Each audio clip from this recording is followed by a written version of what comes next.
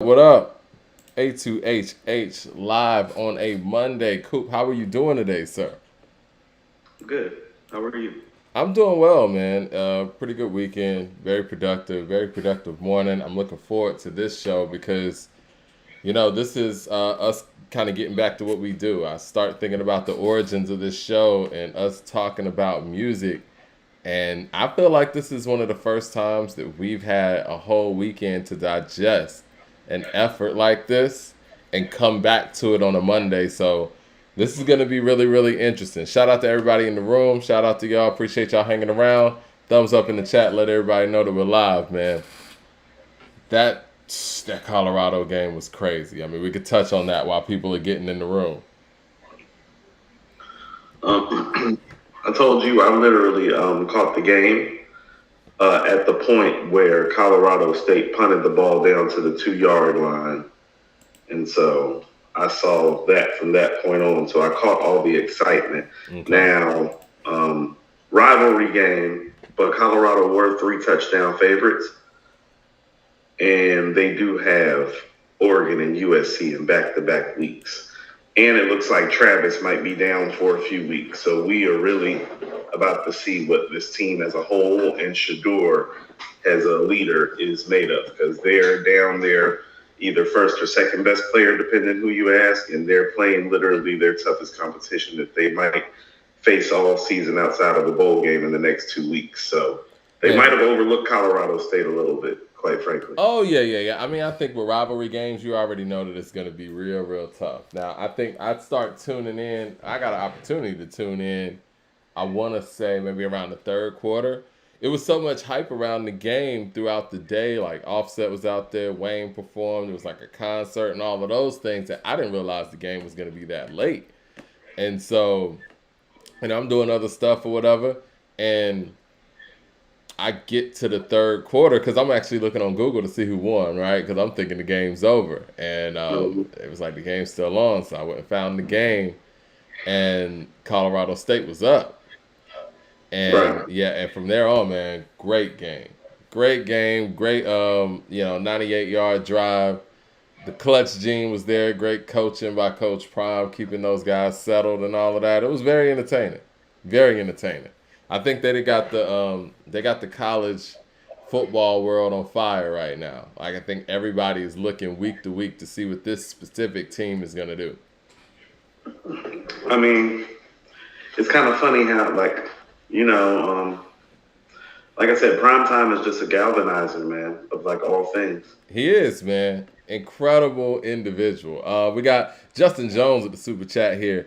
He says, "You guys, Rap Roundtable, fresh out, are true soldiers and documenting this Nas Hit Boy run. Salute to Mike and Coop. Salute to you guys as well. Appreciate y'all checking in. And like I said, thumbs up in the chat so we can get everybody in here on this afternoon. And shout out to Fresh Out too, man. I think they reached out to us a while back, man. Reach back out to them. I see them in the chat every now and then.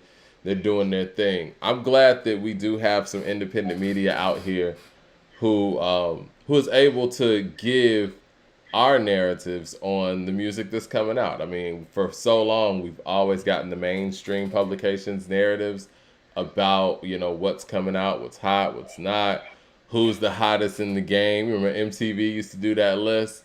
And now, the hip hop fans actually have some alternative voices to listen to.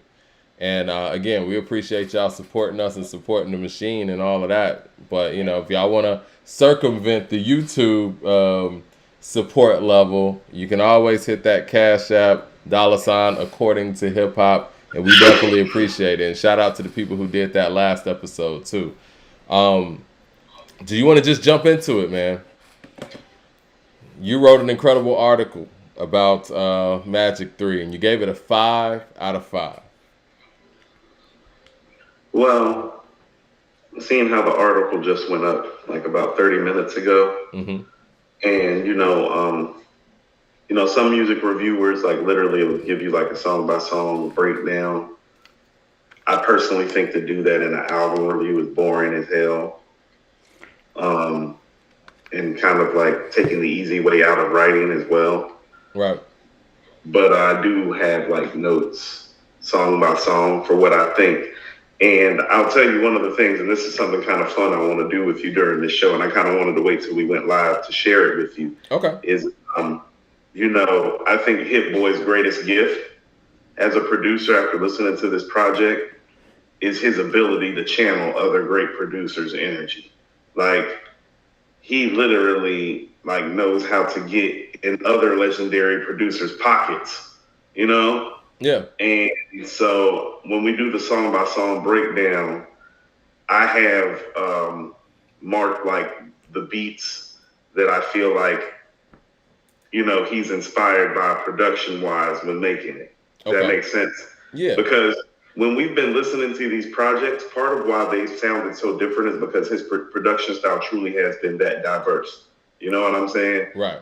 He has sounded like 5 to 7 producers at once, and this album is the greatest evidence of it, actually. And I think the producer that he sounds like the most on this album, wait for it, Dilla. Really?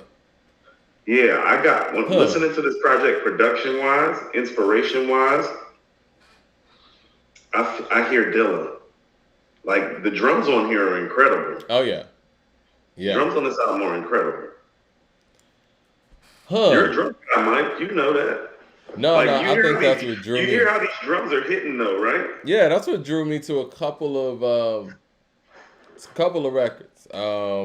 First things first, I love this feeling. The drums on there really drew me to that record when we were doing the Station Head the other night. Well, I'm gonna double down on what I said, that this album, for me, it has Blueprint meets Lost Tape vibes. I got a lot of Ninth Wonder, and maybe that's because of the drums. No, I got some Ninth on here too. Yeah. Why hasn't, side note real quick, and shout out to everybody in the room or whatnot. I wonder why Ninth Wonder never really produced full albums for some of our, I guess, big guys outside of, Lil Brother. I know him and Murs did a lot of great work together. I think he's a proven album maker. And I think we've all kind of been waiting on that day where him and somebody like a Jay-Z would connect for a whole project. Because, Threats is dope. Him and Thought did an EP, right? Yeah, but Thought was kind of going around trying to check his temperature and doing EPs with a few different people. So, yeah. 36 Chambers with the $20 super chat showing love. He says, I feel like 5 out of 5 for this Nas Hit Boy run was achieved by KD3. Magic 3 is close. Magic 1 for me, but not quite to the level of KD3. KD3 is a 5. Magic 1 is a 4.75. Magic 3 is a 4.5, along with KD2. Hit Boy showed out. I don't agree. I think if I was ranking it, I would tell you KD2 is a 4.5, but only because these are 5s. And I'll explain why, because you know what, here's the thing too, and I want to have this conversation before we gotta get started. It's like, don't let analytics fuck up rap. You know what I'm saying? Like, talking about the rating scales or whatnot? When we're doing ratings and reviews, stop thinking that in order for an album to be a 5, that every song is gonna be a 5. Because quite frankly, I don't know if there is a rap album like that. I can't think of one. That's what I'm saying. Everything on the Purple Tape ain't a 5 as a song. Everything on Illmatic's not a 5 as a song. Everything on Equipmentize not as a 5 as a song. No. Reasonable Doubt, Ready to Die. And so people in modern day times need to get the analytics part of it out their head and understand something that a classic rap album has. It has a feeling. Something intangible that you can't just rate with a number or a meter or a metric or a measure. For instance, degree of difficulty. He just made this album at 50. Yeah. Literally. After making 5 other albums. After making 5 albums, part of the review, Mike, you do understand he's made 6 albums from the ages of 47 to 50. 80 songs that they released. Mike, in 3 years. I'm sorry. That's tougher. That's a tougher pull-off than the 19 to 25-year-old version of him because Yeah. he's 19 to 25 Right. during the first part of, you know what I'm saying? It's like, no, it's like, stop thinking that that doesn't play into it. You're thinking like, oh, well, there's no New York State of Mind on here. It's like, no shit. Well, see, the thing is, man, when you're this deep in your career, it's only a certain amount of stories that you haven't told yet. This is when you got to really get creative. When you're in your first couple of years of your career, yeah, you could pull out the arsenal because there's so much about you that people haven't seen yet. And after 10 plus, albums, and then you're still able to pull from that wheelhouse, that's way more difficult. Vince Smith with the super chat says, I agree with Coop. I was thinking Dilla and early Pete. I could see some Pete in there. I almost threw Pete on there a couple times, but Pete made it too. Okay. Jermaine Johnson with the super chat says, that's it. I've seen enough. Right now, Nas is prime. Yep, I said it. Am I crazy? Nas is in his prime right now. How about this? I mean, this is what I mean when I say this album for me is like Blueprint meets Lost Tape vibes. I don't know if any of his great albums, and this album is great, feel like this album does. What do you mean? It feels soulful. Like it was written as detailed, but it's super lyrical and intense. It's not soulful. You know what I'm saying? Like it was written's not fun, Mike. You know what I'm saying? It was written's more gritty than soulful, I feel like. No, I think there's a funky part of it, but when I'm saying it's soulful, I'm saying like he's always known for speaking from his soul, but he usually speaks so lyrically or so intricately that it gets lost sometimes. And here on this album, it's like the lyricist that he is and the songmaker that he is are on equal footing. And that's part of the brilliance of it. Like, it's not just the lyrics, it's the song making. And so with the backdrop that Hit gave him, it feels more soulful than any of his other projects. Like, think about his projects. His projects that are great, they don't feel soulful to you. Illmatic's not a soulful album. Stillmatic, Lost Tapes is the only one that kind of like has some of those vibes. You know what I'm saying? And that's why I say this album is kind of Blueprint meets the Lost Tapes, because it's like, it's frightening, it's consistent and feels a certain way cohesively the way the Blueprint does, but lyrically he's in that place. Like on what's your favorite record, Mike? I Love This Feeling. That's one of my favorite records. But yeah, I mean that was the one that jumped out first. Like lyrically on that record, he is the same guy that wrote No Ideas Original from the Lost Tapes. You know what I'm saying? Right. It's like, that's what I mean. It's like, no, that dude's walking around right now. But listen to what I'm saying. But that guy's a better songwriter now, so he doesn't have to be as lyrical. Jermaine Johnson with the $20 super chat, showing love. He says the 50-year-old Nas can tell the 25-year-old Nas how are you in the prime. I'm sorry. He says the 50-year-old Nas can tell the 25-year-old Nas how are you the prime. You're nice and you have a couple of classic albums, but I just did something in 3 years that you couldn't do in 10 years. All with great beats. That's an interesting perspective. Now, I do feel like in Nas's quote-unquote prime or younger years, clearly he had a lot of material that was being suppressed. So I don't think that there was a work ethic issue, or there would never be a Lost Tapes, or there would never be any of these, records that were mixtape records or that never surfaced, and the whole I Am double disc thing. So I won't hold the volume against the younger Nas, but this is very impressive. Well, here's what he did also with the 6-album run, Mike, and I kind of footnoted it at the end of my written review. I mean, Mike, if you count the QB's Finest project, the Firm project, and the Distant Relatives project, he's made 20 full-length album releases in 30 years, Mike, and if you want to get technical, it's actually 29, because Illmatic came out April of 94. So wow. He's been the headliner for 20 projects in 29 years, Mike. Like that's what I'm saying is it's like this ain't a rap conversation anymore. That's a Stevie Wonder Prince conversation. It's a lot of albums. Think about it, Mike. 20 and 29. Like I just rounded up and did 30 in the article just for the sake of like rounding up because year 30 is actually from his actual first album release date is approaching. Like he's been around since Live at the Barbecue, but as far as a solo artist, he came out in 1994. Right. So his year anniversary is next year, actually, as far as him being a true solo artist with an album to his name. Mm-hmm. Mike, he's done 20 projects. That's insane. Thumbs up in the chat, everybody, so we can get some more people in here. Harry with the super chat says, Day One Nas fan, been here from the start, and I feel like I'm tripping right now because did Nas just release my favorite album 30 years in? This is a really good one. I'm gonna get to one of my favorites, Mike. Huh?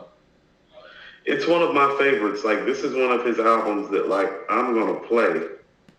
Like he has great stuff that like I don't necessarily always play. You know what I'm saying? Right. Like I'm playing this shit. You know what I'm saying? Rafael Rodriguez with the super chat says, "Hit Boy is greater than Kanye West. I'm ready to say it." No. Jay Short with the super chat says, "I've seen a few people online refer to Magic as the Magic mixtapes. These are clearly albums, so I found that very strange. I think there's an era that doesn't really understand the difference between a mixtape and an album because it is hard to differentiate, to be perfectly honest with you, once you reach a certain generation. But I think people feel like the stuff that doesn't have a quote-unquote commercialized single or take on a commercial path is a mixtape, even if it's all original music. But these are all albums. Let's be clear." Well, I'll tell you what. Here's another thing, too. Here's part of what's beautiful about Magic 3 and how you know it's an album. It pulls something from all the other 5 projects. Yeah. There's pieces of all the bodies of work in this one piece of work. You feel what I'm saying? As they should on a finale, It's like you're pulling in everything that you did for one piece. You called this.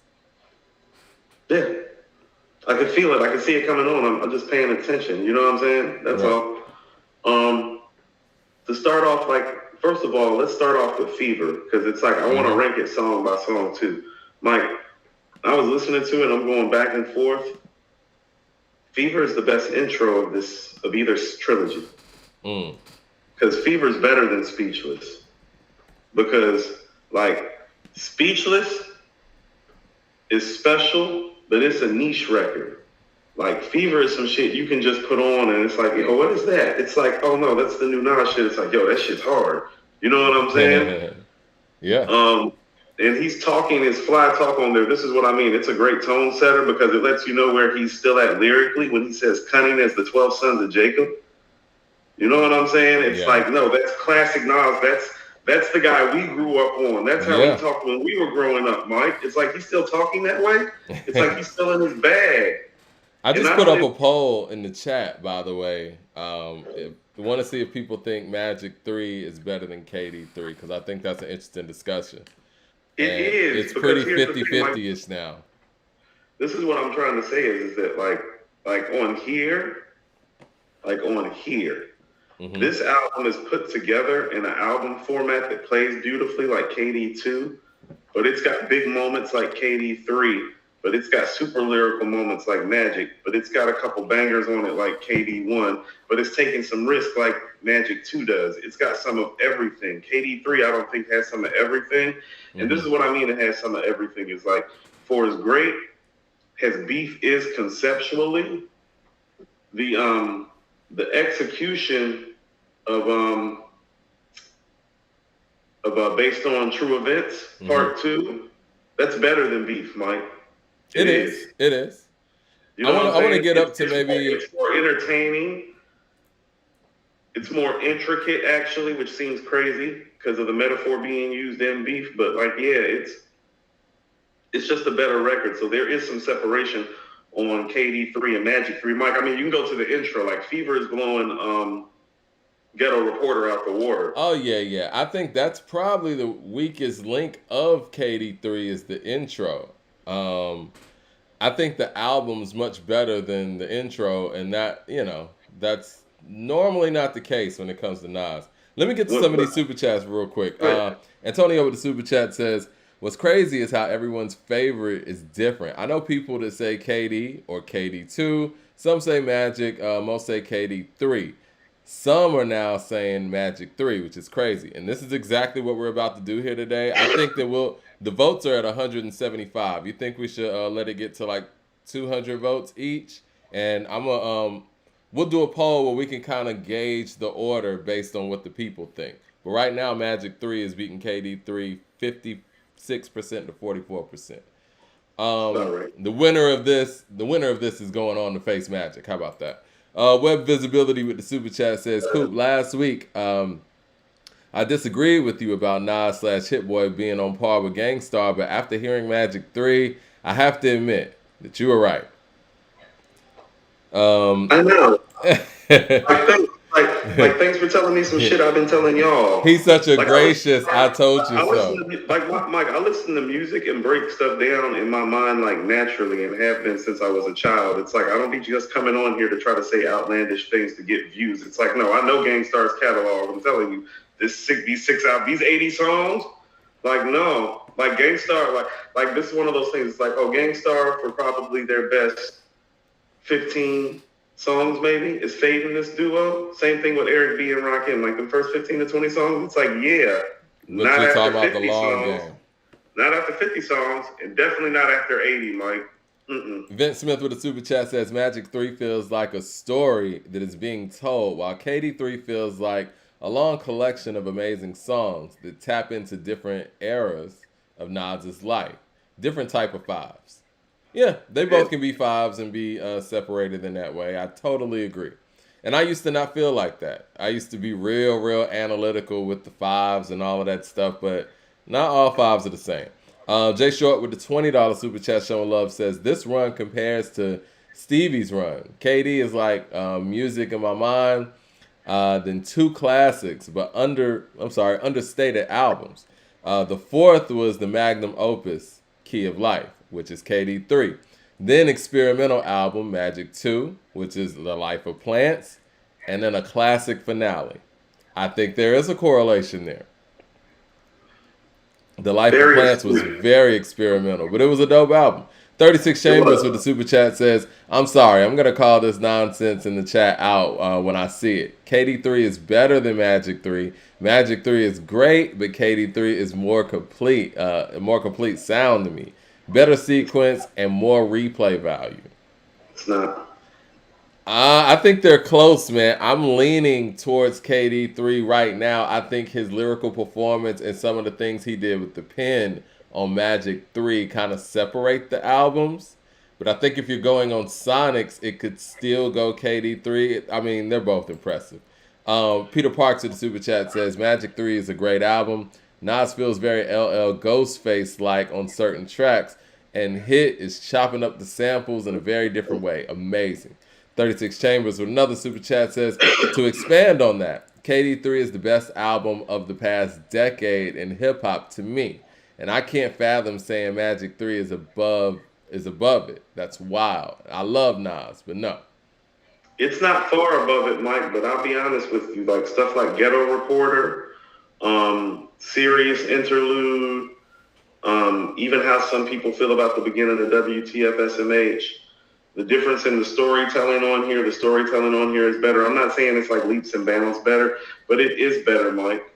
Like it just is, because it's like, how about this? The low moments on here might be like Jodeci member. It's like, no, that's better. Because that's a dope ass record, right? Yeah. Charles Manning with the super chat says KD3 and Magic 3 are hard to put against each other. They're almost perfect albums in different ways. Sound like two different producers. KD3, Magic 3 stand on their own. Vince Smith with the super chat says, I agree that this run is beyond rap. This is like what's going on to Hear My Dear or 1999, The Sign of the Times. Let's see. I think I saw Dirty Mind. It'd be Dirty Mind, The Sign of the Times, but yes. One's Bundy with the super chat says, Coop is the biggest prisoner of the moment. How do you differentiate giving, adequate props to being prisoner of the moment? Well, I told you, and this is why all fives aren't created equal. It's like, no, this isn't like KD3 is kind of a stadium flow album. Like I told you, it's like he doesn't have enough stadium flow, and the purpose of KD3 is to give Nas some stadium flow. And so part of the reason why we like KD3 so much is because there are records on there, quite frankly, that Nas doesn't normally make. You know what I'm saying? Right. And so watching him make those records and execute those records at a high level, it seems more astonishing than maybe Magic 3 does. But listen to what I'm saying. This is what he fucking does well. And that's what I'm saying. It's like he's doing what he does best on this album. Mike, listen to what I'm saying. At 50. And he sounds like the guy that we listened to when we were 20. He sounds like the guy from 20 years ago. Yeah. At 50 on this album, because I've always said it, Mike, it's his perspective. It's his storytelling ability. Right. It's his insightfulness.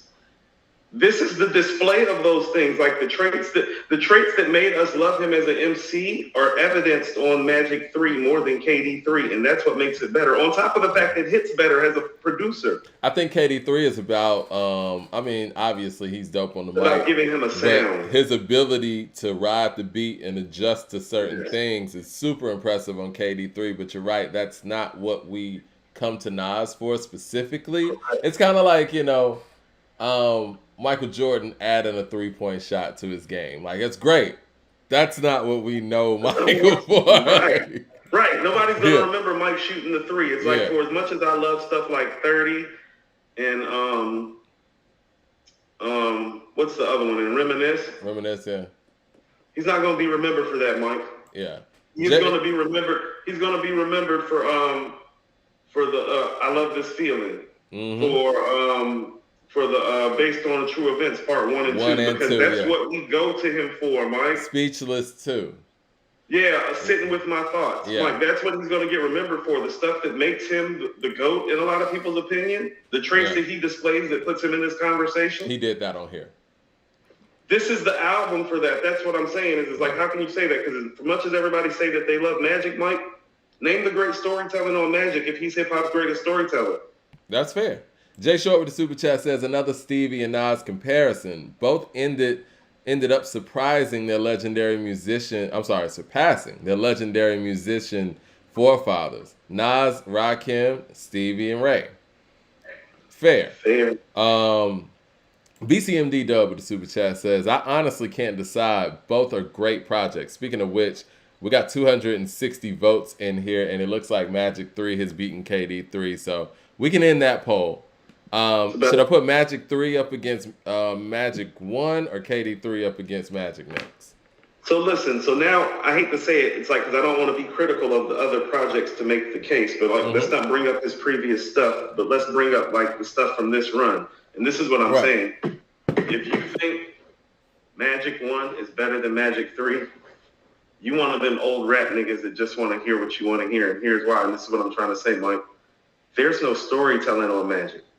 How you gonna tell me that a Nas album with something like Sitting With My Thoughts and Based on True Events part 1 and 2, you know what I'm saying? How you gonna tell me that an album that has that isn't better than an album that doesn't have that from our greatest storyteller? You get what I'm saying? Well, since you put it that way, I'll put KD3 up against Magic then. Just see what happens. And also, not to be funny, Mike, this is what I mean is like, well, as much as I love Magic, Mike, he's really not talking about much on Magic. Like, Nas is a content guy, a subject matter guy. There's not a lot of subject matter on Magic outside of Ugly and the Truth. You feel what I'm saying? No, that's fair.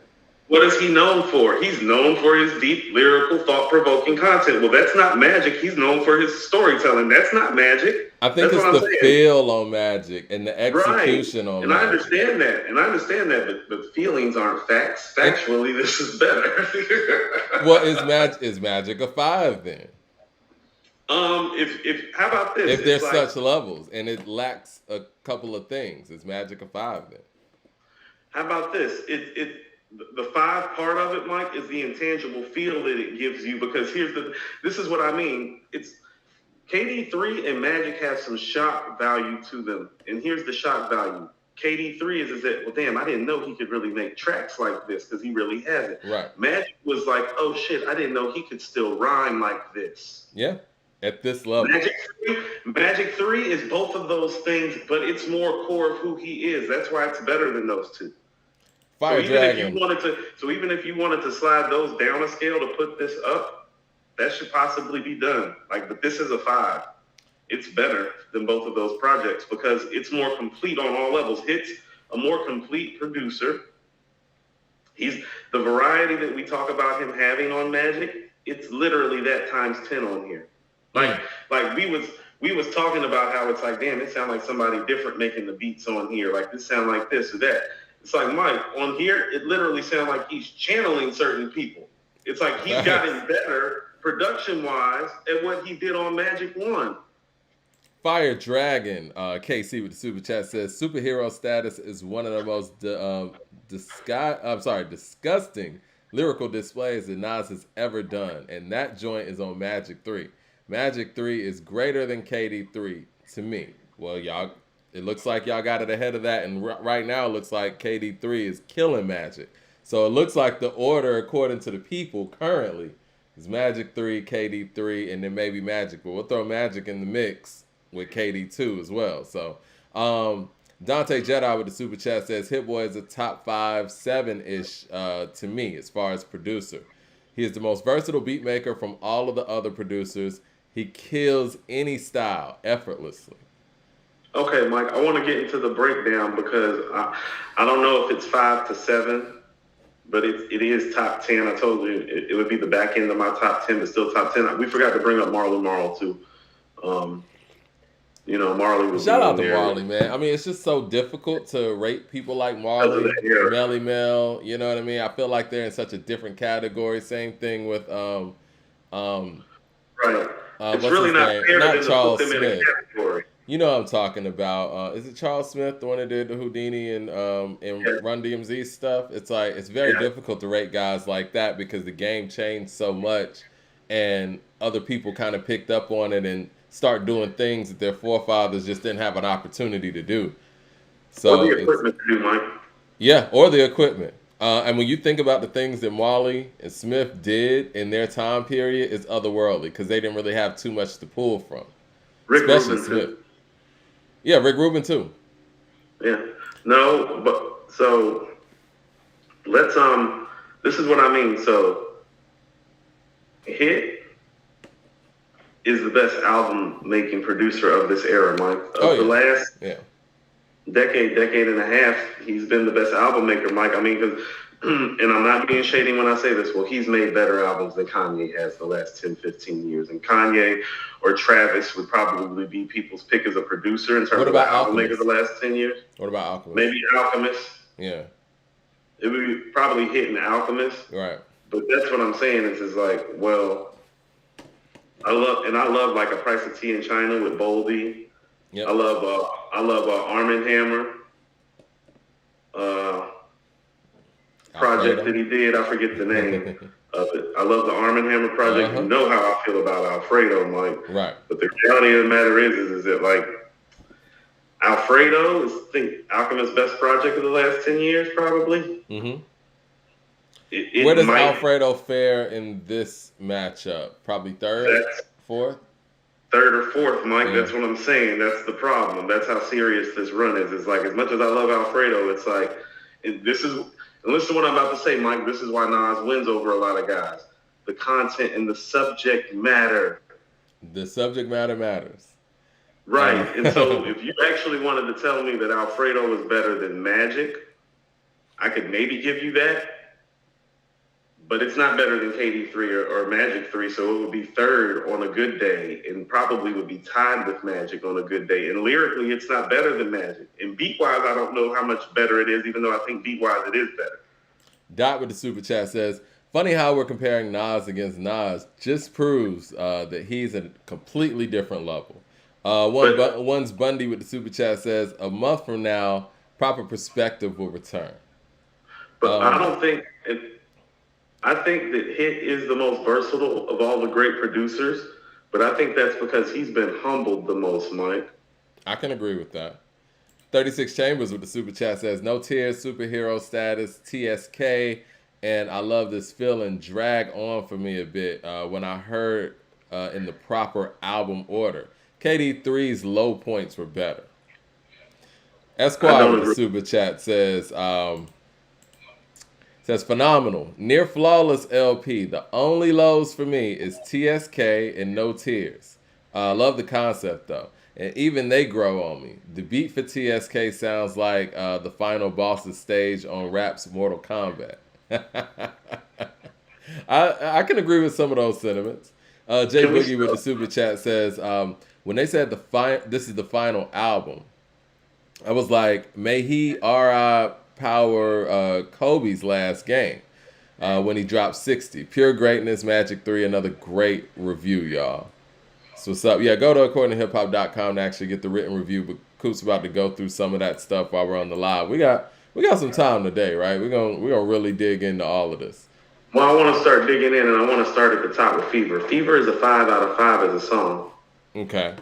It's beat-wise, flow-wise, delivery. It is the best intro between the two trilogies because I think it's better than Speechless. It's better. That's what I mean. He's a better producer now even than he was when they made Magic 1. Like the beat the Speechless and the beat the Fever. It's like Speechless is dope, but beat-wise, he's even elevated, Mike. You know what I'm saying? Mm-hmm. And here's what Hit does for Nas that I don't think people have really realized he hasn't gotten enough credit for. He gets Nas amped up and excited on records. No, he does.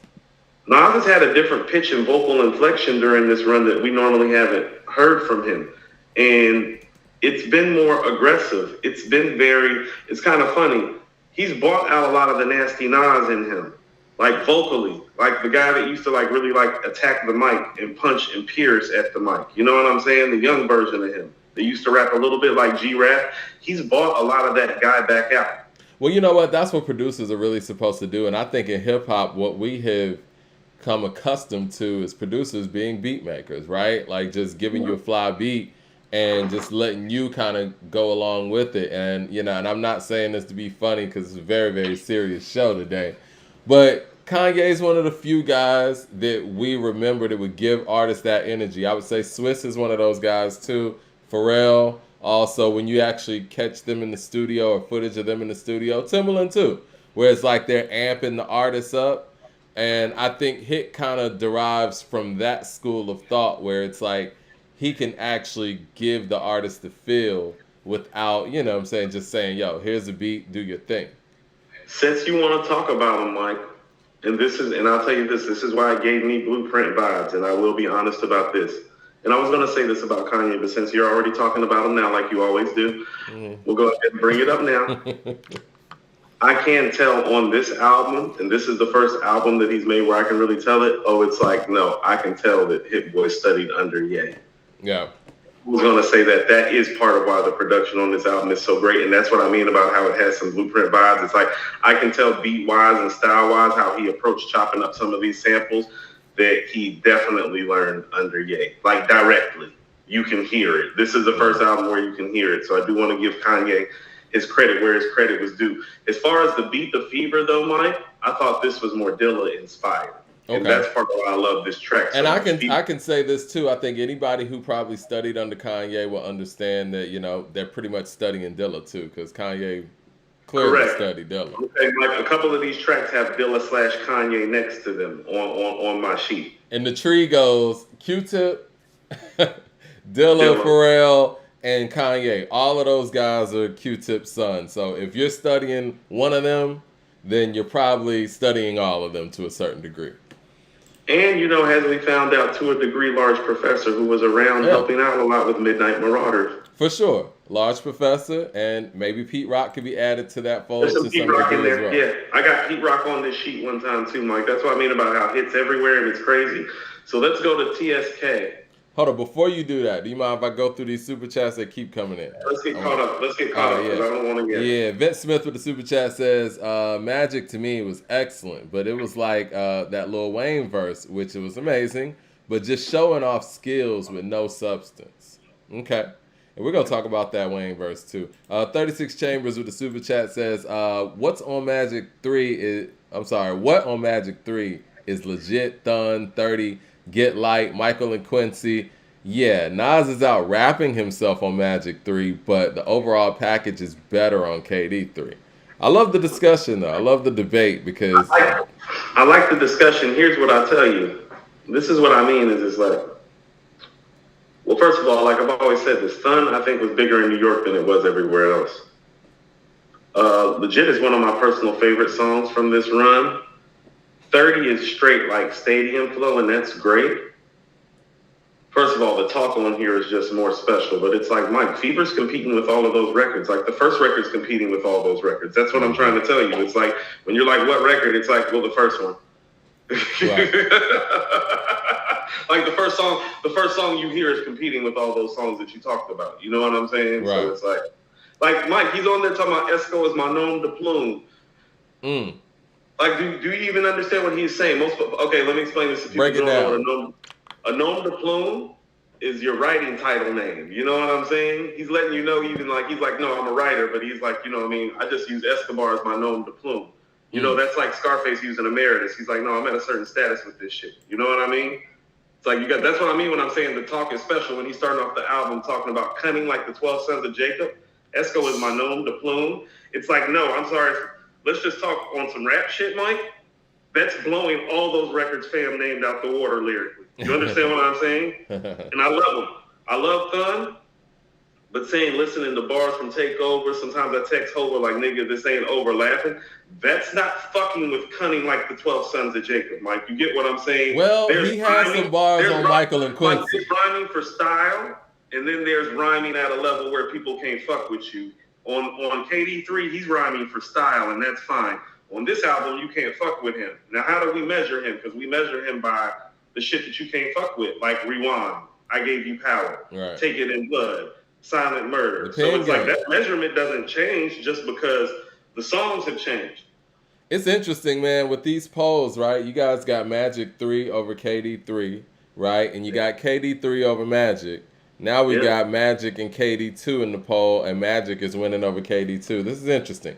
Ahmad with the super chat says, peace. I'm putting it all out there in the universe. Magic trilogy at Madison Square Garden. That'd be dope.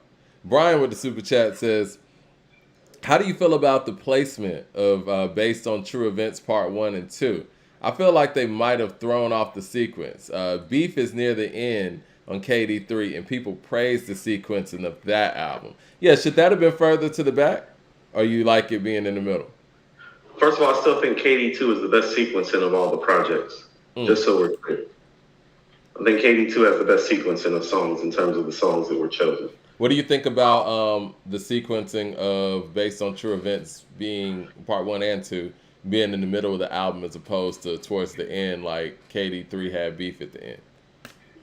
No, I like where it is, and I'm going to tell you why I like where it is because this album starts off in a really, really dope fashion, Mike, but from the point that he gets on Never Die with Wayne pretty much to the end, this shit rolls, and it rolls like ooh, oh, and like this, and it kind of starts with, it really picks up steam right there when you put those stories right there. And so, like, I don't necessarily agree, because this is why I do like the sequencing of this album. It's like, well, that means you putting Sitting With My Thoughts further up.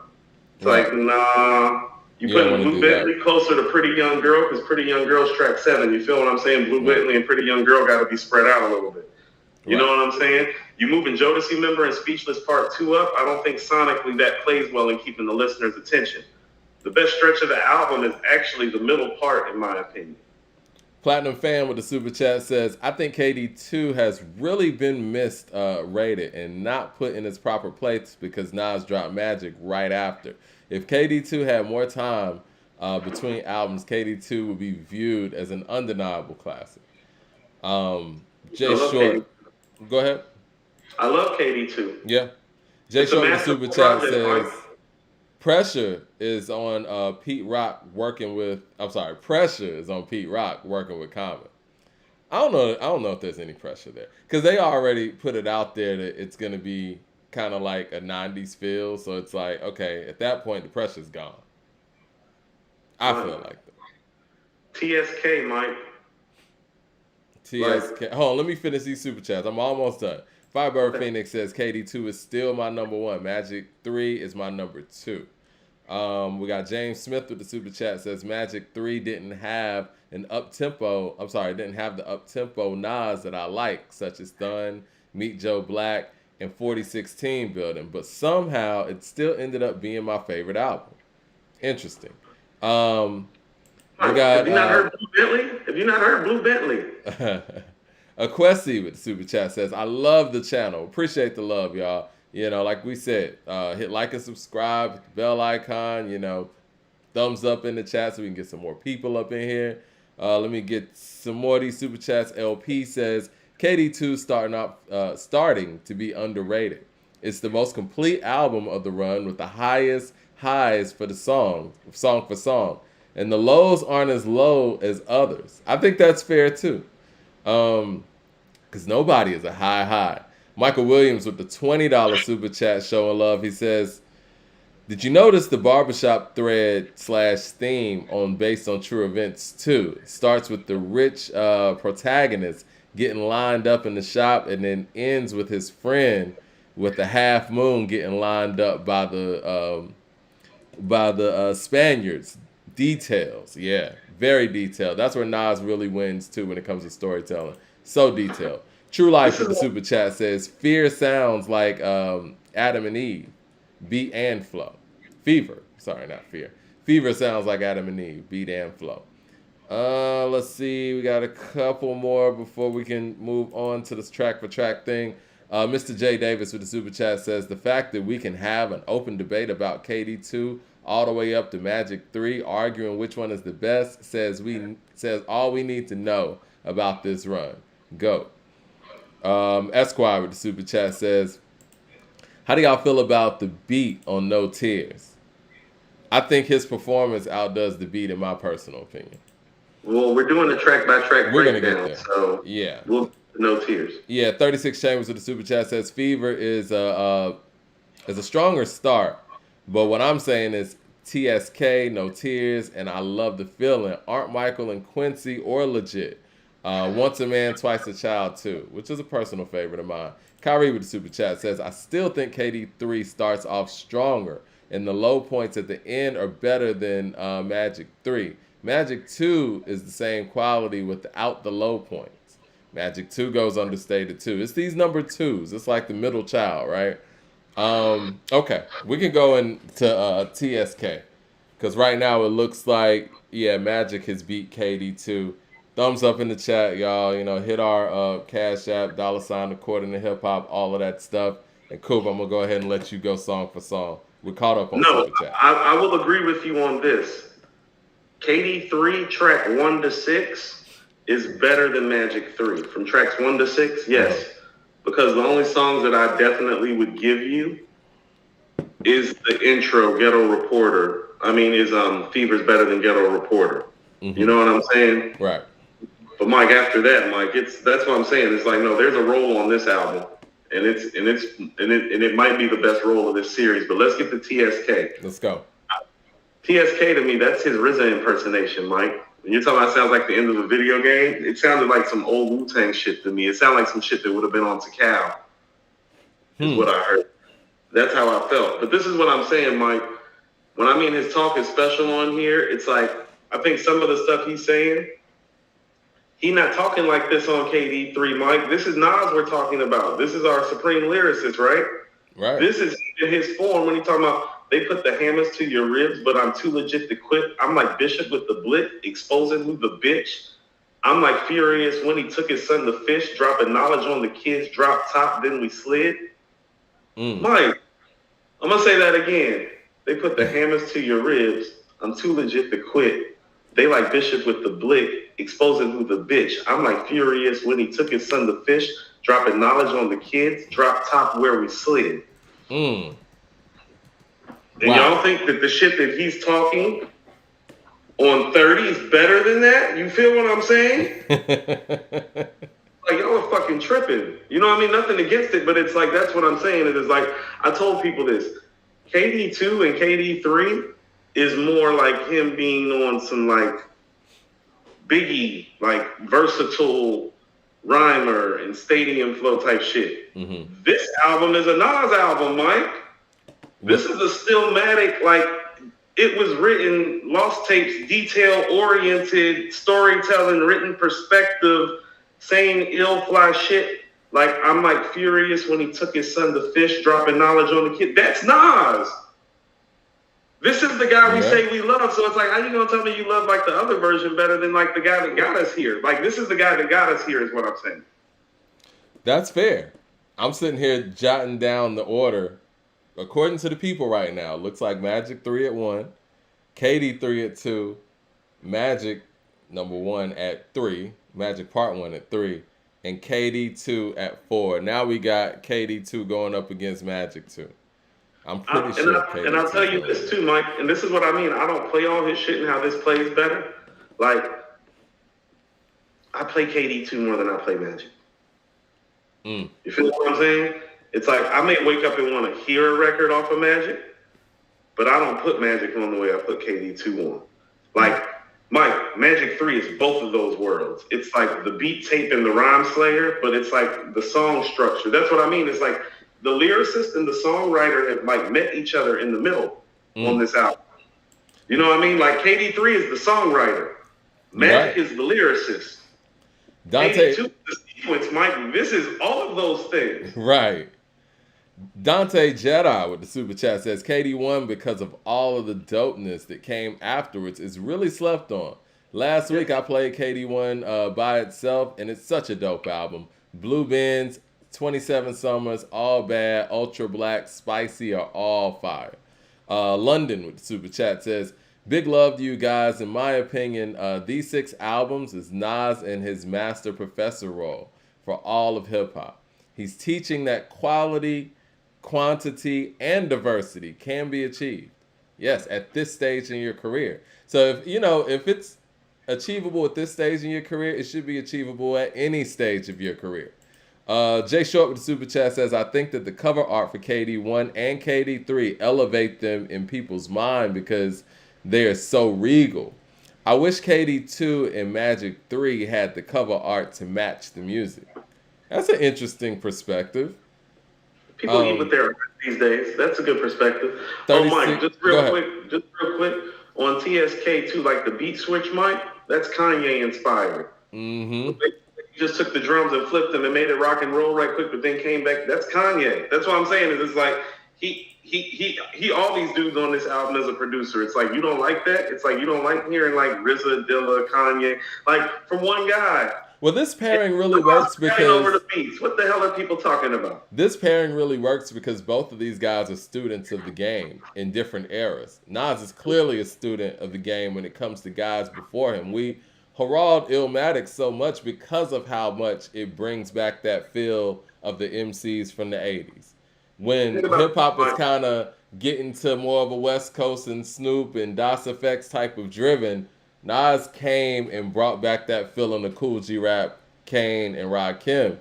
And he's a student of the game, and so is Hit Boy. And for them to come together and be students of the game from different eras, I think that's why this really, really works. Mike, how about this? He's doing the Biggie shit on TSK. It's like he's flipping from bar to bar style-wise. It's like, that's what I mean, is it's like people are saying I'm prisoner of the moment. It's like maybe you don't hear the depth of the level of what you're hearing, because here's something else that I'll tell you. It was written, went over a lot of people's heads when it first came out, Mike. One of the most creative LPs ever to hit stores. Everybody, when it was written, came out, didn't realize how truly masterful it was until later. Mike, shootouts and the setup wasn't some instant classic storytelling songs to people. Do you think that it was written suffers from the fact that 1996 was just super heavy? Like, Mike, Take It in Blood wasn't a seminal record, when it first came out in people's minds. You feel what I'm saying? Yeah. People thought the beat that I Gave You Power wasn't good enough. You know what I'm saying? How much of that though do you think is Illmatic, and how much of that do you think is just 1996 being such a heavy year with everything, albums, singles, all of that? It's a combination of all those things, Mike. But what I'm saying is that, oh no, people slept on arguably the greatest project he ever made. So when people are saying I'm being prisoner of the moment, it's like, nah, I just know how fam shit be holding up over the length of time. And what I'm telling you is that the MC that I am hearing is the guy that wrote It Was Written and Stillmatic and the Lost Tapes. And if I'm telling you I'm hearing that guy on record, guess what those albums did, Mike? They held. Yeah. You want to know why they held? Because his talk was fucking special. LeBron put it was written in his top 5 hip hop albums all time. Nobody would have done So that if I'm telling you 20 his talk years is ago. special, like it's special on those albums, guess what it's probably about to do? Yeah. Because here's the thing: when you come back, and this is no knock to it, because I understood what they were trying to do. When you go back and listen to KD3 in 5 years, you're gonna know KD3 got made 5 years ago because of the sounds. You're not gonna know when the fuck this got made, Mike.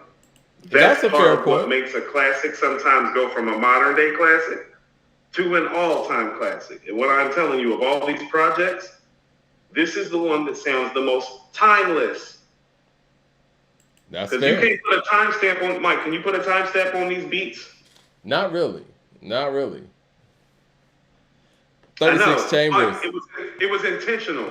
He dropped it when he turned 50. He wanted to drop a timeless piece of work at 50. He wanted it to sound timeless. If he wanted to make something for the time, Mike, he just did that with KD3.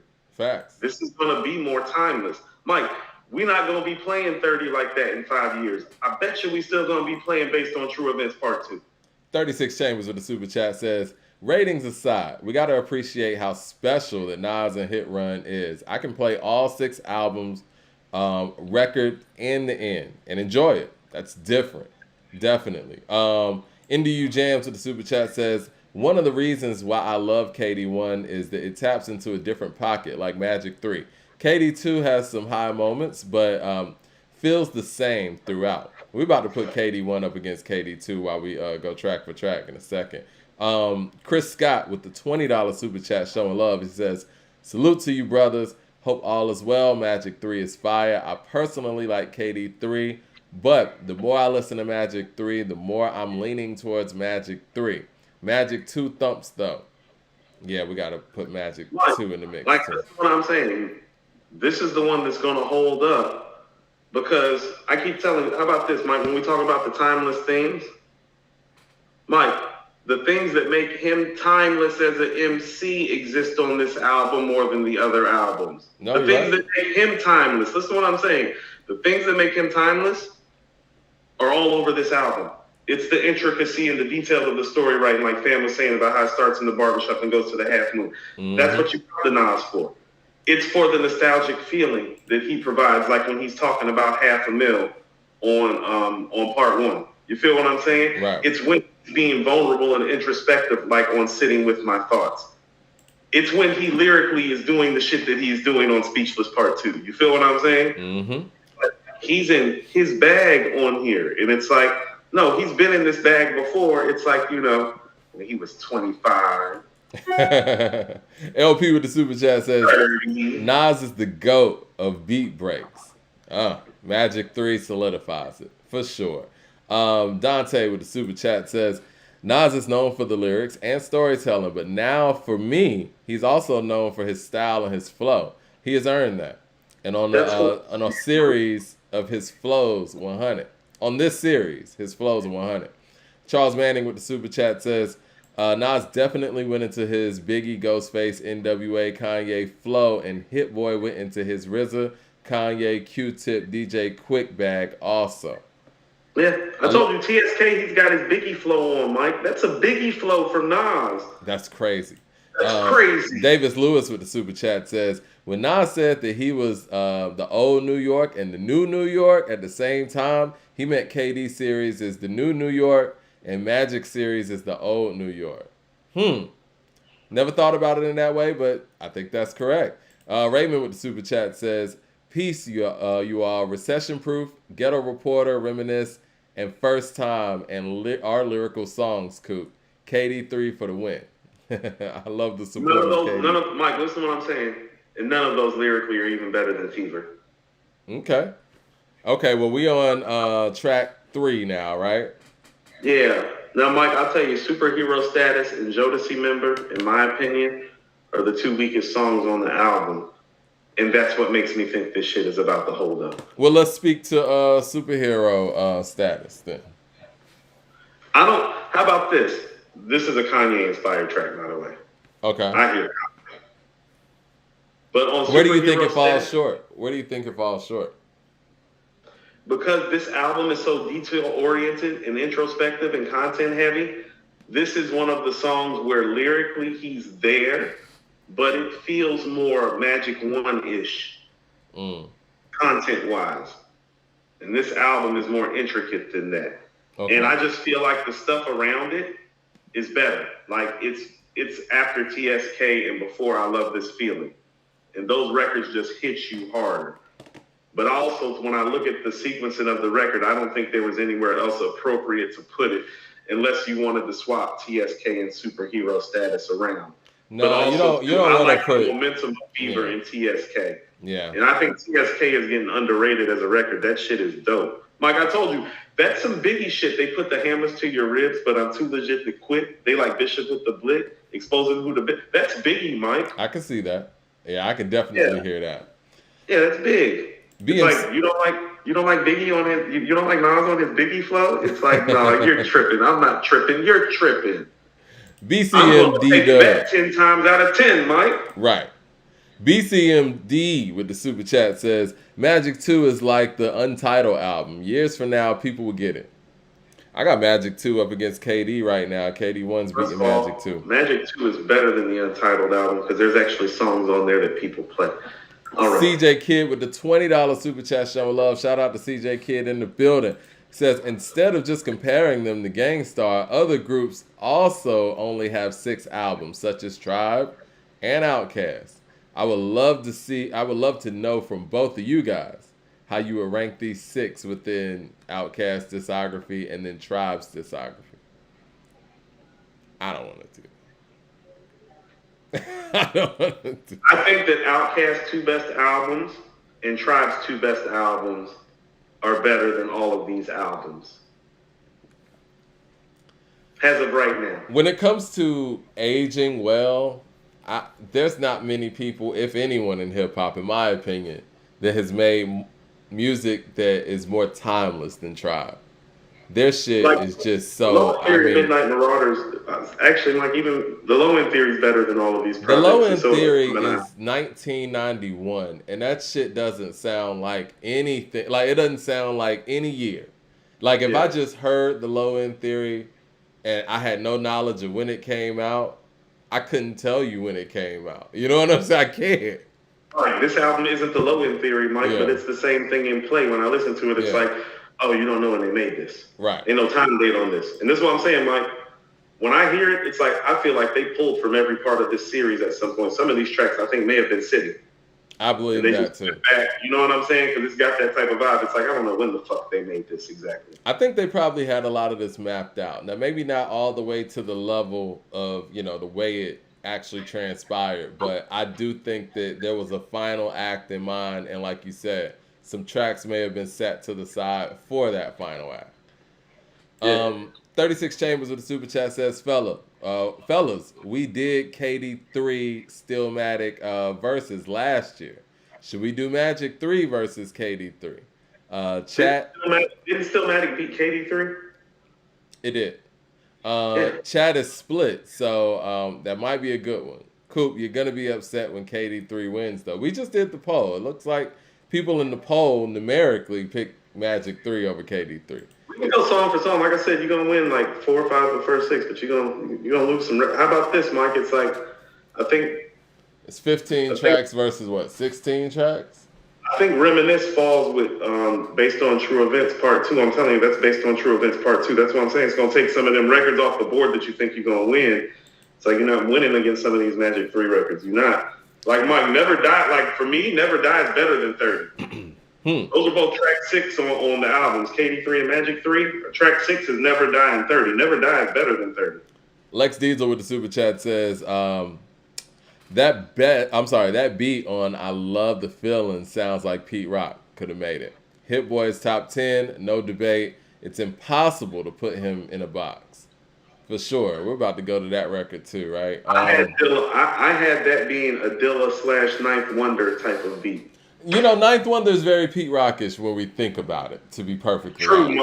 I'm about to say, Mike, and to be honest with you, some of these stuff was giving me, it sounds like something Pete would have did, but just not with the sample part. Right. You know what I'm saying? It's the drums. 36 Chambers with the super chat says, we can't be knocking records for being able to tell when they came out. You can tell when Paid in Full or It Takes a Nation came out. Doesn't take away from their legendary status. Odd take. No, I think that's a little different because those two records that you're talking about, those were transformative. They actually created the next lane, similar to, Low End Theory and something like that. But It Takes a Nation and Paid in Full are such isolated situations. Nobody could duplicate what they were doing around when those records came out. So it's not really the same thing. Mike, when bringing up stuff like Paid in Full, and It Takes a Nation, and Criminal Minded, and The Greatest Adventures of Slick Rick. Right. It's like those records are literally transcendental to this culture. Those records define their time. So it's a little different putting a time stamp on something as opposed to something that actually defines the year. 87 is Paid in Full. If it didn't have a time stamp on it, Mike, it wouldn't be so transcendental. Exactly. LP with the super chat says, great point, Coop, about Magic 2 over, what is it, UNT? People are so busy saying that these ain't threes these ain't ill or it was written. But not enough is being said about how these are clearly 80% of his other works. I'm sorry. How about this? None of that being said about how these clear 80% of his other works. How about this? Let's look at it like this. When Life is Good got made, Mike. When Life is Good got made in 2012, Mike. I remember. For a lot of people, that was considered to be a top 5 Nas album. And that was considered to be an incredible feat, which it was. To make something that quality that far in your career. But Mike, I hate to be the one to shake up the world and break it to people. Man, the only project that I know Life is Good is better than these 6 is Magic 2 from end to end, wholeheartedly. Because I'm not even sure if the way KD1 sounds now when I play it, I'm not even sure if Life is Good is better than KD1, Mike. Now, if that was a top 5 album in 2012 from Nas, and I'm telling you now that he just made 6 projects, and I think 5 of those projects you could argue might be better than Life is Good, what is that telling you? Like who gives a fuck if it's not the Lost Tapes, Stillmatic, It Was Written, or Illmatic? It's like, first of all, I can't name another rapper with 4 albums that damn good, in my opinion. But, that's what I'm saying. Like, his 5th place album is like a lot of other pieces, like a lot of other rappers, like mantelpieces. You know what I'm saying? It's like his 5th, 6th, 7th best project is a lot of niggas' best shit. Because, well, quite frankly, dudes ain't walking around with Illmatic and It Was Written and Stillmatic and Godson and Lost Tapes. Some of these albums are better than Godson, Mike, from end to end. There's no Made You Look or Get Down. Right. Actually, there's some records that are comparable to Get Down. Like, how about this? Based on True Events Part 2 is comparable to Get Down, Mike. I still would probably pick Get Down in a vacuum. I love that beat more. But that's what I'm saying. He's doing comparable stuff to his best stuff. It's insane. He literally is talking about when I Love This Feeling to bring up the record, which is one of the highlights of the album. This is the new It Was Written. Like, he's telling us that. When do you hear him talk like that about his shit? He's telling us what it is now. He's like, he literally is telling you on TSK, I'm not going to let you media motherfuckers tell me what it is. And then he pulls up on I Love This Feeling and is like, and this is what it is. Exactly. And y'all are going to try to tell him that it's not. He's telling us that it is, Mike. And when I hear the intricacy, when I hear the details, when I hear the storytelling, I'm like, well, that's what It Was Written was. It Was Written was intricate lyrics, detailed storytelling, introspective Nas. I think he's qualified to give an Didn't album you, review on his own. It Kenny? reminds me of when Prince was talking about Around the World in a Day and how critics, were kind of down on it. He's like, George Clinton told me he loved the album. That's all I need. Um, BCMD with the super chat says, I think what is understated as well as I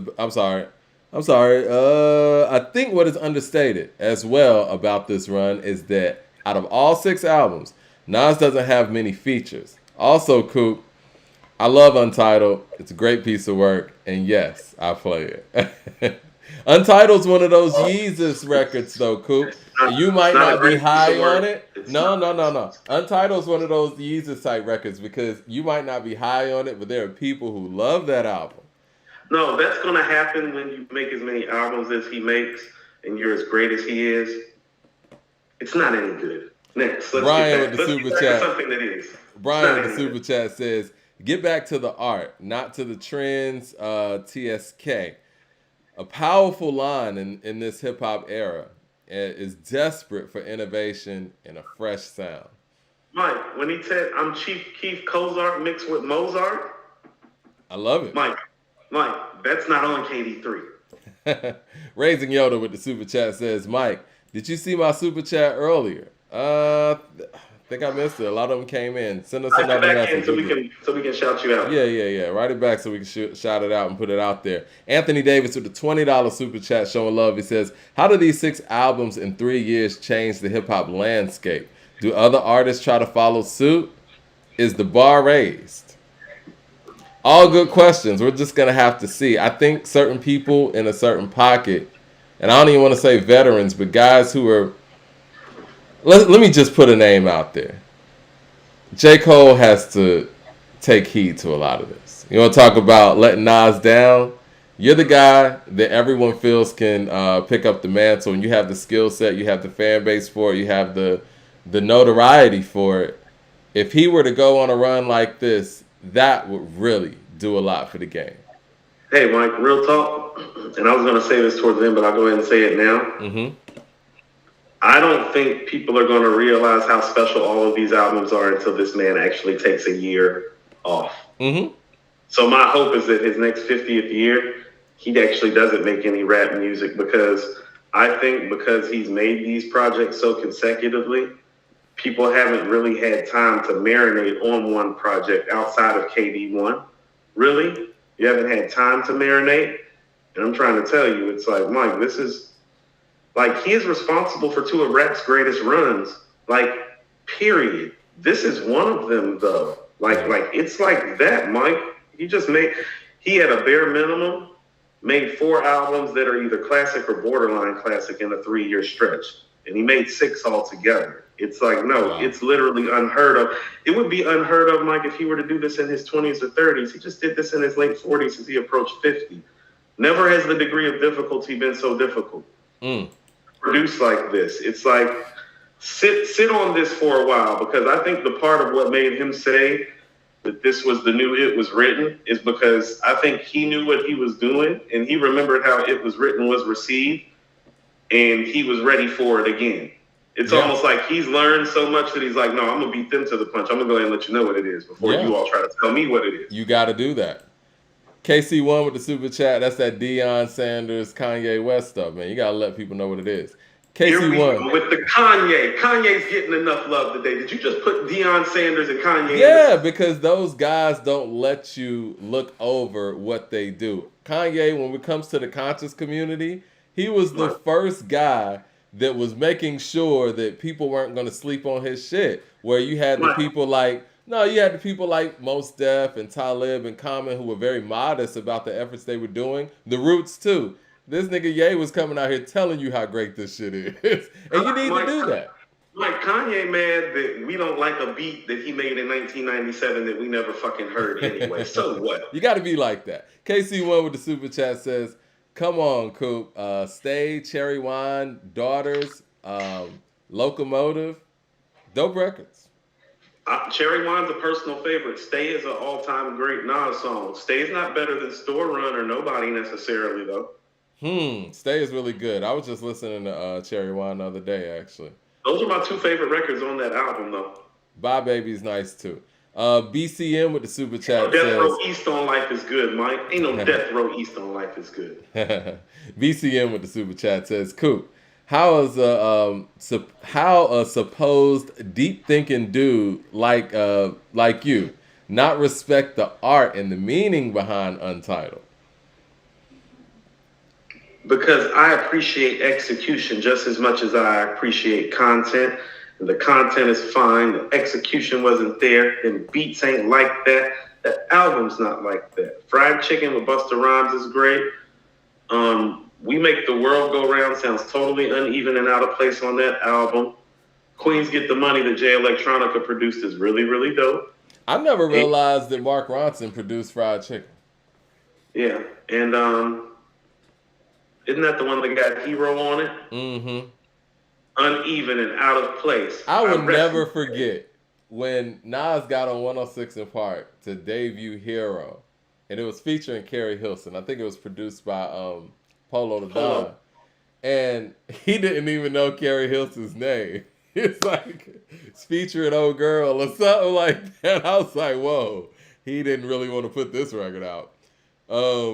James Smith with the super chat says, Mike is reading the hell out of these super chats, LOL. Yes, man, got to keep them coming. I prepared for this show because I know what happened when KD3 dropped. Jay Short with the super chat, and yeah, keep them coming as well. Jay Short with the super chat says, just like Controversy or Music of My Mind, KD1 will go down as a classic because it's proximity to classics. It's good that foreshadowed greatness. It's good that foreshadowed greatness. Yeah.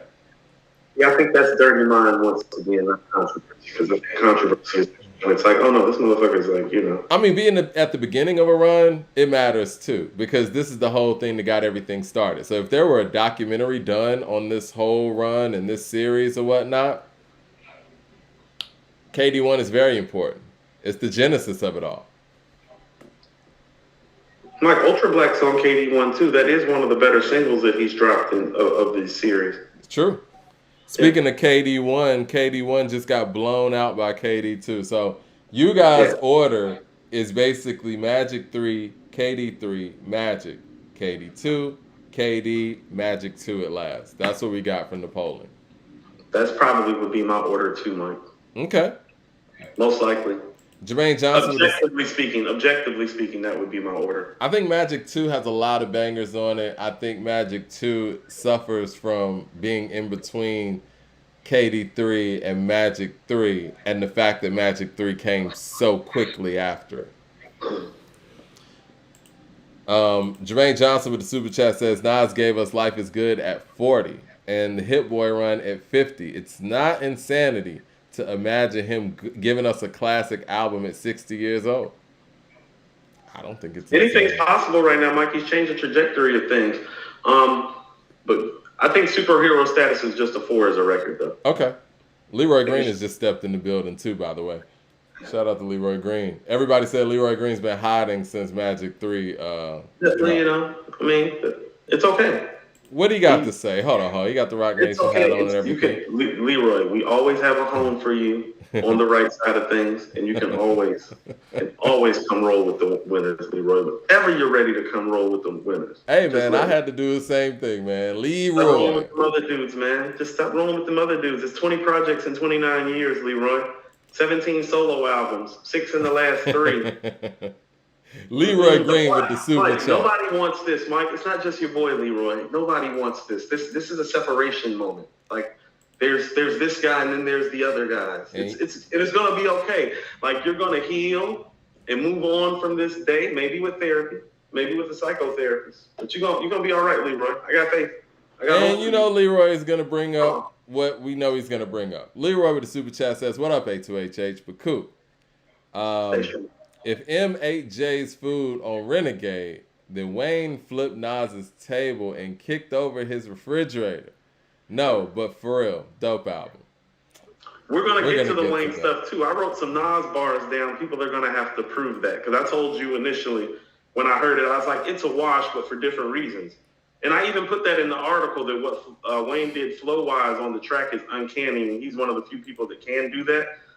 but it's more the flow than what he shows as a lyricist, and the show as a lyricist is on Nas's side. And we'll get to the bars when He we got get to the bars song. on there too. Esquire with the No, super chat Wayne had says, bars on there, Mike. I'm about to give you the Nas bars on there, and you tell me if okay. the Wayne bars are up to par lyrically.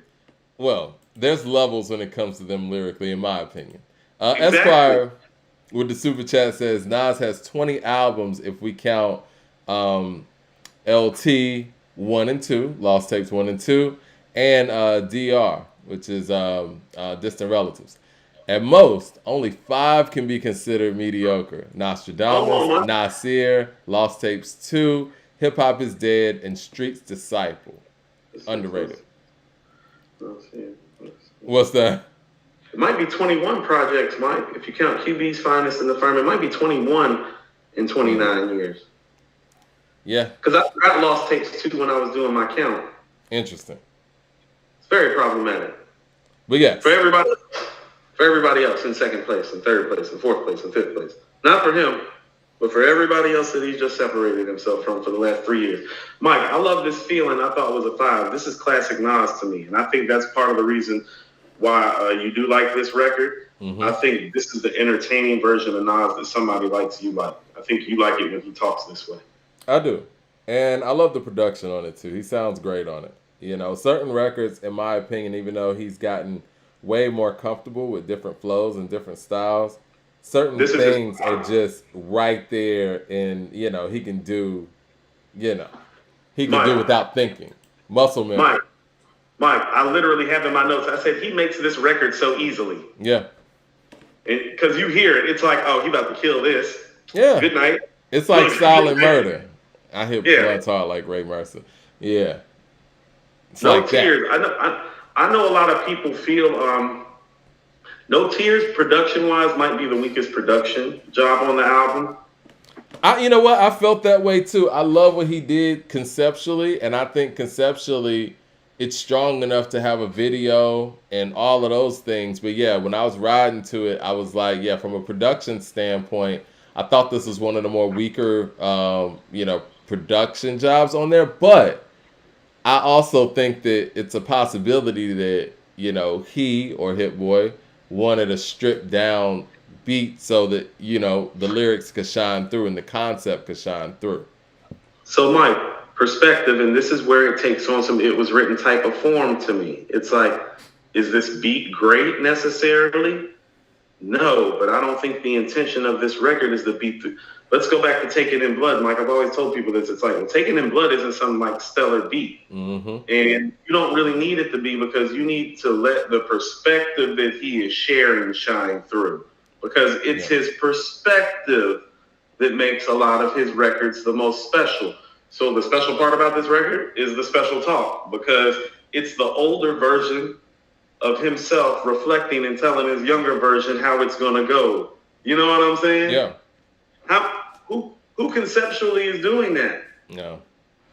He's definitely raising the bar, not just lyrically, but just from a conception. And he challenges himself to up the ante conceptually. Like, hold on, I haven't done that yet. Yeah. Like, I've been doing this for 30 years, but you want to know it?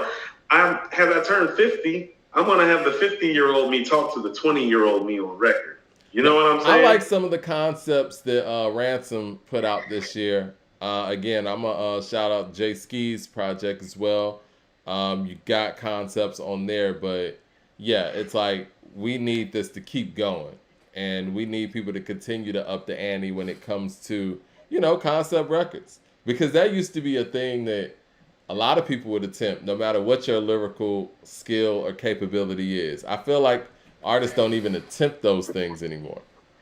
Right. They don't challenge themselves. Yeah. Leroy Green with a super chat says, one last critique on the album, but Coop, you always talk about Nas's hooks, but on this album, could some of the others be doing hooks? Took these songs, all right, could have somebody else on the hooks have taken these songs up to another level? That's okay. What songs in particular, I guess? I wouldn't even say what songs in particular. What I would tell you is that there's something intentional. Like, Mike, he's never been a heavy feature guy. Right. That's why I keep trying to say, it's like, Mike, a heavy feature album for him is having a 15 or 16 track album that has 3 or 4 features on it. That's heavy for him. He does almost all of the heavy lifting by himself for his whole career. And so we don't have necessarily any evidence that says that him working next to somebody is going to elevate the status, especially when it comes to singing hooks, because the only song that I can think of where it's like was elevated because somebody sang the hook that's a song of his that I consider to be great is Can't Forget About You with Christette Michele. I thought you were going to say If I Ruled the World. No, that's going too far back. Oh, okay. You know what I'm saying? Like, the Christette Michele record was the last time I heard him on a record that I thought was a dope record, a great record from him, where I was like, oh, no, she helped him out with that hook. You know what I'm saying? I loved her vocally, man. I think that she was incredibly slept on. The cherry wine joint was dope, but Amy had already passed. You know what I mean? So that was kind of like something that Salah and him put together. You know what I'm saying? Because Salah had a relationship with Amy, too. So, but it's like he doesn't make a lot of records like that, Mike, because he has never needed to. Right. Jay Short with the Super Chat says, Hit needs to be selfish and his own, make his own chronic. I think he's make his own chronic. I think he can do that. I like that idea, actually. Yep. You can get Nas. Probably can still get a Kanye or Jay verse. Oh, yeah. I think he can get something from pretty much anybody, I would imagine. Kendrick, ASAP. I mean, Benny. He's working with Benny right now, too. Benny. I'll get Griselda. Yeah. Yeah. All right. So are we on the record that everybody has been talking about? Oh, yeah. No Tears to me was also like a Ninth Wonder inspired record because of its sparseness. Ninth does a lot of sparse stuff. You know what I mean? So I thought Ninth was kind of like inspired on, it was kind of Ninth Wonder inspired on No Tears. But yes, let's go to Never Die. Hold on. We're going to Never Die? Oh, yeah. No Tears. You already went through that. Okay. Never Die. This is the record, everybody. I skipped over No Tears. My bad. Yeah. Never Die. Wayne's on the record. Wayne went crazy and did Wayne things. I think this is Wayne doing what he does best, is which, spazzing out on the record like he did on the Millie. I thought the flow on his verse was incredible. I thought that the bars are there. I think he stood up to the moment. He knew who he was on the song with. And I think this is one of the best Wayne features I've heard in a minute. I'm not just saying that. And he's been on a pretty good feature run as well. No, Mike. How about this? When we thought he was our feature run artist, was that last year? Uh-huh. 2 years ago. Was that 2 years ago? I feel like that was last year because that was Do or Die, right? Do or Die year. Yeah. Okay. No. Actually, no. You might be right. Year before last, because I think that was when he was on Tyler and he was on West Side. Yep, he was on Tyler. He was on part 1 of Hitler Wears Hermes. He was on Bash Money. Yeah, he was on Bash Money. Yeah. Yeah, he was on AZ's joint. Mike, listen to what I'm saying. That verse he just spit on Nas' shit, that's better than all the shit that he's done. That's the best verse I've heard from him in a. Mike, I'm trying to think of the last time he spit a verse like that where I was like, whoa, I'm like, that's the guy. Like, this is what I'm saying. On this record, the people from his generation that feel like he's the best, that guy showed up on this record. I liked what he did on God Did lyrically, but I mean, I think that the auto-tune and all that got in the way. It wasn't this. He's great on God Did, but he's not this. Yeah. Like this is the guy. How about this? He's not in my top 10, but he is in my top 20. But when he raps like this, Mike, he is top 10 all time. And this is the evidence because, and this is what I'm saying, Nas is no slouch on here, Mike. People are saying Lil Wayne out-rap Nas on here. Well, if you feel that way, you think highly of Wayne because, Mike, Nas is on here saying stuff like, I let my skill cry, let my soul bleed. I left more flows in Pro Tools sessions than you thought of with old school methods. I'm like Detroit Red in a zoot suit, loose screws. Any great challenges, I find a loophole through loopholes while they treat me so bad. At Club Nouveau. Nas is flowing on there. It's just what Wayne's doing on there is uncanny and special. But he definitely, Wayne is not lyrically like on this record somewhere that Nas isn't though. Like if you want to say flow wise he's better, I'll give you that because he is, but lyrically no. 007 with the super chat says, we really overlooked Magic too. Also, for Cole to pick up the mantle, Nas has to stop. Think about that. Need another listening party? No. Wayne didn't wash Nas. Dot with the super chat says, where would the 2020s be without Nas? And hit. Yeah, and hit.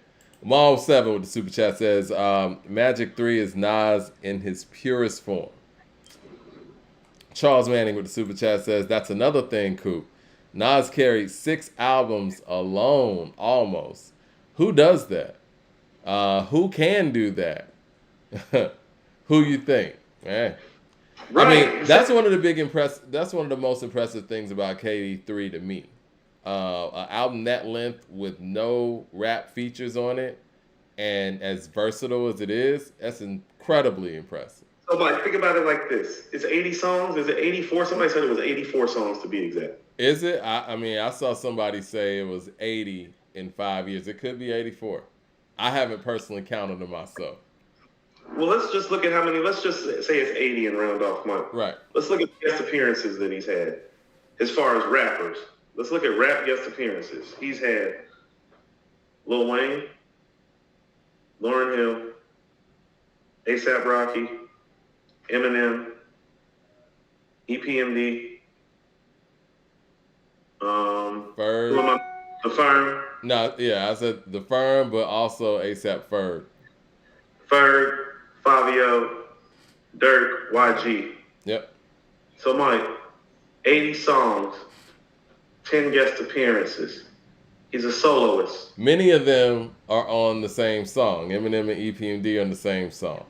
So I mean, he's a soloist. And yeah, and Ferg on the Big same Sean. song. Big Sean, 11. Yeah. I think KD1 was the one that was the most feature heavy. If you take KD1 out of the mix, you really have a lot of solo work. It's a solo mission, Mike. NDU Jams with the super chat says, do you think since Kendrick has stopped working with Terrence Martin that it has negatively affected the outcome of his latest album? He was the secret weapon in K-Dot's album in terms of guiding the energy. Yeah, I mean, usually when you see an intricate piece missing and you hear that piece missing, yeah, it does have an effect. Raising Yoda with the super chat says, top 10 of both series. He said, Cure, Pressure, Rare, 4016, Legit, 30, I Love This Feeling, 1-800-Nas and Hit, Slow It Down, Office Hours, Honorable Mentions, Nobody, Bokeem Woodbine, Speechless. Okay, and you got 50 and you got Savage. So you got 13 rap verses. Think about that. You got 13 rap verses. Pretty much. Wow. Like, I'm about to count up how many songs it is, Mike, and do the math. Because think about it. Most of these songs is him doing 2 or 3 verse songs. Okay. So, like, the help be minimal, Mike. It's always been minimal, though. Stefan Youngblood with the super chat says, what's up, Coop and Mike? Hope everything is good. Shout out to y'all. Shout out to everybody in the room. Thumbs up in the chat. You know what? We got to... You want to display this A2HH Live shirt real quick and see what the people think about it since we got all these people in the room? Yeah, go ahead and do that while I count up these songs. I'm at 35. It's 35 songs in the Magic series. Okay. Yeah, we have finally released the A2HH Live t-shirt so y'all can rep the podcast while you out here in the public. Actually, we need to go ahead and put that link into the chat or the description of this as well. But yes, A2HH Live, Mike D and Coop, the best hip-hop podcast in the game. And again, if y'all want to support us straight up outside of YouTube, $ according to hip-hop, Cash App. We right there. I got some more super chats coming in real quick. We got Dot with the super chat says, Drake heard Magic 3 and delayed his album the day after. He did delay his album. His album's been getting pushed back over and over.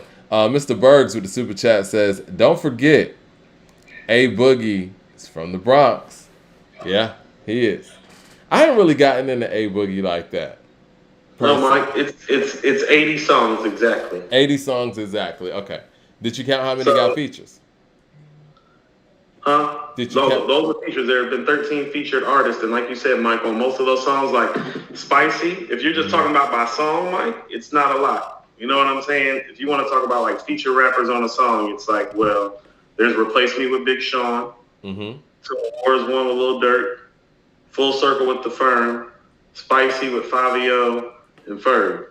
So Mike, KD1 has the most guest appearances after that. And it's almost like the guest appearances are there to get Nas back in the groove, because it's like once he's back in the groove, it's like the guest appearance shit kind of stops on KD2, because it's like it's Lauren, Eminem and EPMD, A Boogie and YG and out. And then, you know, Magic is just ASAP. KD3 is nobody. Magic 2 is 21 Savage and 50. Magic 3 is Wayne. It's minimal. And also, too, just quick footnote, Mike, if this is the last album he ever makes, and this is what I think his goal was, it's like, well, he started off by making a classic album with only one guest feature, and I think he just did it to end things. If this is, you know, well, he did say on one. You want to go out the way he came in, because think about it. That's Wayne's best feature in a long, long time, Mike. Yeah. And he's been doing dope features. It's not like Wayne hasn't been doing dope shit. Yeah. I mean, on 1-800 Nas and Hit, he kind of alluded to the fact that, you know, they'll make some more stuff if y'all want it. Jay Short with the super chat says, if I'm 50 Cent, do I call Hit Boy for a new album? I don't think 50's interested in making a new album, to be perfectly honest with you. Oh, for the people that want to know where they get the shirt or whatnot, you can get the shirt. Actually, the link is in our community section. So go to the community section and have the link to it. You can go ahead and get it, and we get that shipped out to you. I still want to talk about Never Die. Because I think that this narrative out there where everybody feels like, you know, it's hip-hop, I get it. Such and such killed such and such. I think with their respected styles, whoever you're a fan of between the two, you're probably going to side with in this, I don't want to say matchup, but on this song. And with that being said, that just makes for a great song. Any collaboration, that's what you're shooting for anyway, right? For both people to show up on a high level and for people to even debate about it to that degree. One thing, just like we say on Life's a Bitch, we hear Nas throughout the whole album. So obviously the person who has their featured verse here is going to stand out a bit because you're hearing something different and this person really rapped their ass off. So it's like, okay, you know, it's easy to look over the guy that you're hearing for the rest of the album. Like I always say on Life's a Bitch, like Nas's verse on there is incredible. Even though AZ's verse is incredible. I mean, I woke up early on my born day. I'm 20. It's a blessing. The lesson of adolescence keeps my body now refreshing. My physical frame is celebrated because I made it. These are really great bars. But recorded by some godly-like thing created. Got rhymes 365 days. Annual plus some. Load up the mic and bust one. Cuss while I puss from the skull because it's pain in my brain vein. Money maintained. Don't go against the grain. Simple and plain. I don't think people understand how about this, Mike? Right. One of his illest flows ever is actually on Life's a Bitch. Like, his flow on Life's a Bitch is flawless. It's just that AZ, it's like you said, Mike, it's one of those things. When you flash. It's like, nah. Like, Illmatic is full of bars as good as, like, the AZ Life's a Bitch verse. See the third verse to One Love. See in the entirety of Memory Lane. See second verse to The World Is Yours. See the second verse to New York State of Mind. See the following verse on Life's a Bitch. Time is Illmatic keeps static like wool fabric. Like, oh, he spitting on there. Mr. Bergs with the super chat says, what else current or past gives you this feeling? I mean, it's rare, but I think that there's still moments out there. And it can be done. I think that's what this shows as well. I think this run really shows that with quality, you can actually give people that feeling. And I don't think that these albums are just giving us this nostalgic feeling where we're just giving it extra points. Magic 3, KD3, and Magic are high quality albums of any era. So, Bonnie, this is what I mean. So right here, I think everybody agrees Fever is the shit. Yeah. And if you want to argue about how much you love those next three tracks, how about this? I think Fever and I Love This Feeling are the standouts of the first 5 records. Correct? Is that fair? Correct. What And I'm telling you, conceptually, No Tears is heavy too, but yeah, I feel you. Mike, from Never Die, pretty much, Mike, like from Never Die, it starts peaking, Mike, and it really doesn't like cease peaking, is what I'm saying. Like Never Die, then Mike, Pretty Young Girl. Listen what I'm about to say. That's the best DJ Premier impersonation I think I've heard, Mike. I think that's the best DJ Premier. Mike, this is how dope that beat is. This is how preem that beat is, Mike. If it could go on Moment of Truth and you would never know the difference. That's how highly I think of that beat. And it's arguably the best beat on the album. But like Mike, that beat could go on Moment of Truth. Like it could, listen what I'm saying. Not just on any old Gangstar album, but on the Gangstar album, this beat could go. And Nas is on his Ghostface shit. Like Mike, he's attacking the mic and approaching the rhetoric like Ghost would. That's what I'm saying. He's doing some of everything on here. He's doing Nas shit. He got some Biggie shit. He got some Ghost shit. Hit Boy's over here on some Preem shit, on some Kanye shit, on some Dilla shit. Don't tell me KD3 is better than this. It's just not true. Don't tell me. No. Student of the game stuff. Mike, they came with everything on this. It's like, and also too, this is what I mean. He usually don't make records organically that sound like they should be a single. It's never been one of his better traits. So and this is what I mean about this album is better. He's organically making the songs. It's like, no, they had a point to make 30. They had a point to make Fun. They had a point to make Reminisce. They had a point to make Get Light, Mike. You feel what I'm saying? Right. This ain't no point. It's just happening. So when I hear Pretty Young Girl, I'm like, oh, this is a single that he didn't try to make. And those sometimes are his best singles, Mike. Made You Look, anybody? Right. And that is his best single, in my personal opinion. Made You Look is the single. Nas is like anybody. It's like, that's not something he was trying to make a single. It's just like, well, damn, that's just so great. Yeah. It's gotta be. Made You Look is a beast. Might be his best single, Mike. I'm with you on that. Made You Look is, I think it's one of the best rap songs ever, but you know what I'm saying? I wouldn't mind putting it in my top 50. I mean, if we're talking singles, yeah. Yeah, single, yeah. It's a heavy record. So he's starting to hit the mark now, Mike. Never Die, Pretty Young Girl. And then, Mike, and it just keeps going. That's what I'm saying. So then you get Based on True Events Part 1, the $500,000 story. I do agree with you on Based on True Events being placed here. I think that if you put these stories at the end, it totally changes the album and not in a good way. I think that putting these here keeps the run going. Yes, that's what I'm saying. It's just like, no. He's making the strongest records right here. So you go into Never Die and The Pretty Young Girl. And then you go into Based on a True Story. Mike, listen to what I'm about to say. I thought Hit channeled his Just Blaze on this one. You hear those horns? Yeah. I heard Just on this one. And this is one of the better beats on the album, too. That's what I'm saying. Hit Boy as a producer, this is when he's making some of the best beats on the album. Never Die, Pretty Young Girl. Based on True Events Part 1. No, Mike, beat-wise, this is some of the best stuff, too.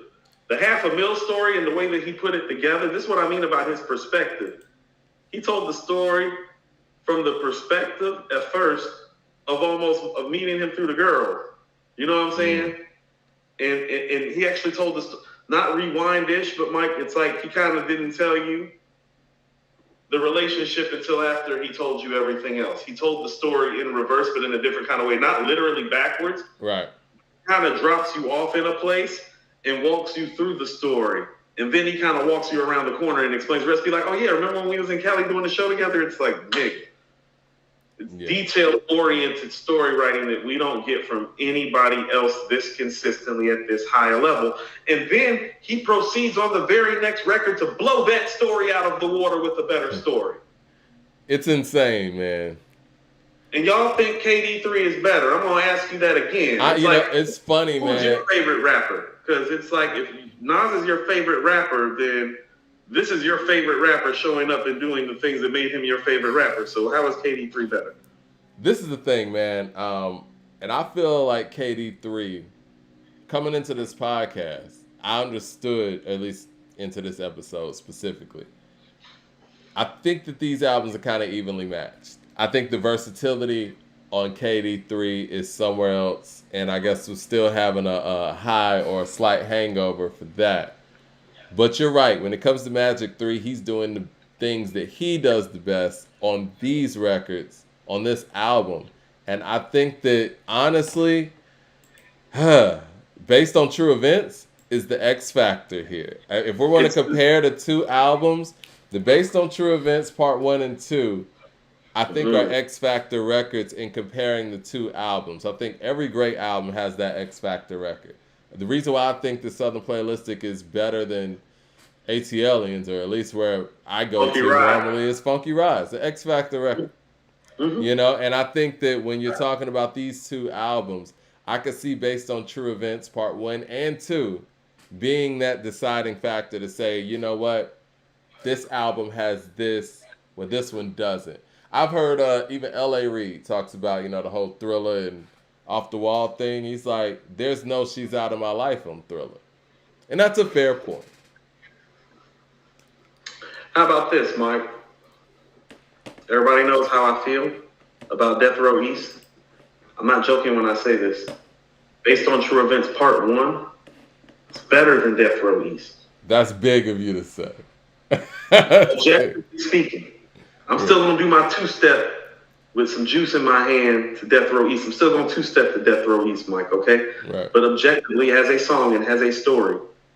This is actually Death Row East, Mike. You feel what I'm saying when I'm saying that? It's like the format of him telling the story about a slain rapper. It's like this is just going to have New York more in a buzz because of how they feel about Half a Mil.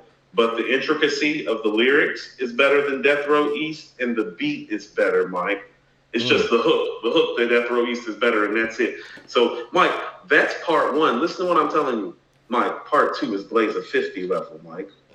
Thumbs up in the chat, y'all. Coop is in here saying that something's better than Death Row East.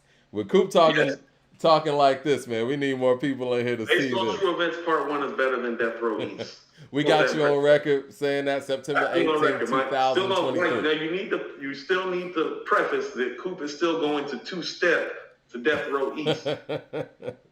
Still two-stepping to that. That's happening. 36 Chambers with the super chat says KD3 is better. It's better, Coop. The track that you're listening on, I'm sorry, better than the tracks that you're listening to on Magic 3 are better better lyrical displays, but not better songs as a package. Music matters over story sometimes. Listen to what I'm saying, Mike. This is what I'm saying about how the writer, like the lyricist and the songwriter, came together on this album. KD3 has the songs, Mike. Listen to what I'm saying. This has the songs and the lyrics. What part of that are people not understanding? Why are people not understanding what I'm saying? This album has the songs and the lyrics. Hello. Okay. Are you there? Is everybody here with me? This album has the songs and the lyrics. It's just not stadium flow, Mike. It's just not stadium flow. All right. So you put Based on True Events Part 1 and 2 over Death Row East as a quality of record. So yes. Where does that place them on Nas's all-time stories, you think? Is it Mike, on the level? Mike, listen to what I'm saying. The guy that made the Lost tapes and Stillmatic still lives. This is Blaze a 50 level storytelling writing from him. Part 1 or 2 or both? Part 2. Okay. Part 1's a step below. Part 2 is on par or a step ahead. So I'll say this is like, I know my favorite Nas story is the setup. So I don't think this is the setup or shootouts, Mike. But after that, like I said, Blaze a 50 level, Mike. Drunk by Myself level, Mike. Blaze a 50 is heavy, man. Like, how about this? It's not Rewind. It's not I Gave You Power. It's not Fetus. It's not the setup or shootout, so it's not top 5. I still would probably prefer Blaze of 50. So, Mike, it might be top 10-ish from him. It's top 10-ish story-wise, part 2 is. And that's saying a lot for him. Danielle with the super chat says, Mike and Coop, what don't y'all like about superhero status? Esco was floating on that. One of my favorite beats on the album. It could be a single /video, in my opinion.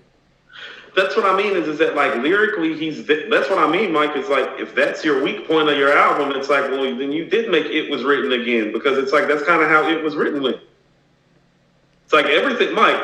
How often have we talked about? It's like, well, shit. Conceptually, Black Girl Lost is fucking brilliant, but because it's on It Was Written, it's one of the 3 or 4 worst songs. Happens all the time. Because it's on It Was Written, and what I'm trying to tell you is that the only problem with superhero status is that it's on Magic 3. Think it would shine more if it was on Magic 2? Oh, hell yeah. Okay. Hell yeah. Okay, so do you want to break down based on true events 1 or 2, or you want to just move on to Sitting With My Thoughts? I mean, listen to the stories, Mike. There's the $500,000 story, and this is what I mean. How about this? Even if you don't think it's Blaze of 50 level, remember Small World from I Am? Mm-hmm. It's better than that. Oh, it is. I agree with that. That Small World's high-level storytelling. That's what I'm saying. Like, there's only a handful of guys that can even tell a story like Small World. That's what I mean. Is it's like, what do you really want from him at 50? It's like, he literally is making some of his best stuff still. It's like the fact that he's competing with the younger version of himself that we thought might be the best lyricist we ever see as a feat within itself. The fact that he's actually executing at this age. It's pretty remarkable. And I think people need to keep on keeping this in mind. What I'm saying about what he's doing lyrically, I'm tired of explaining this. He's 50 and this shit's not normal. Why the fuck is everybody talking like it's normal for 50-year-olds to rap this way? The hell is wrong with y'all? 50-year-olds don't rap this way. Go show them to me. Show them to me. What do you think about Undying Love? Is it better than that? Yes. Okay. Huh. It's more entertaining than Undying Love. And he's not doing that crack voice singing shit that he's doing on Undying Love that takes it down a notch. Okay. Since we're critiquing. Second Childhood? And the beat better. What about Second Childhood? I like it better than Second Childhood, but I'm not the Second Childhood fan that everybody else is. Okay. I don't love that beat from Preem. That's probably my least favorite Nas Primo pairing, truthfully. That's the last one, right? I mean, not counting like, the most recent one, but that's the last one on a Nas album, right? For a while I was okay with it being over. Yeah. Okay, next song. Sitting With My Thoughts.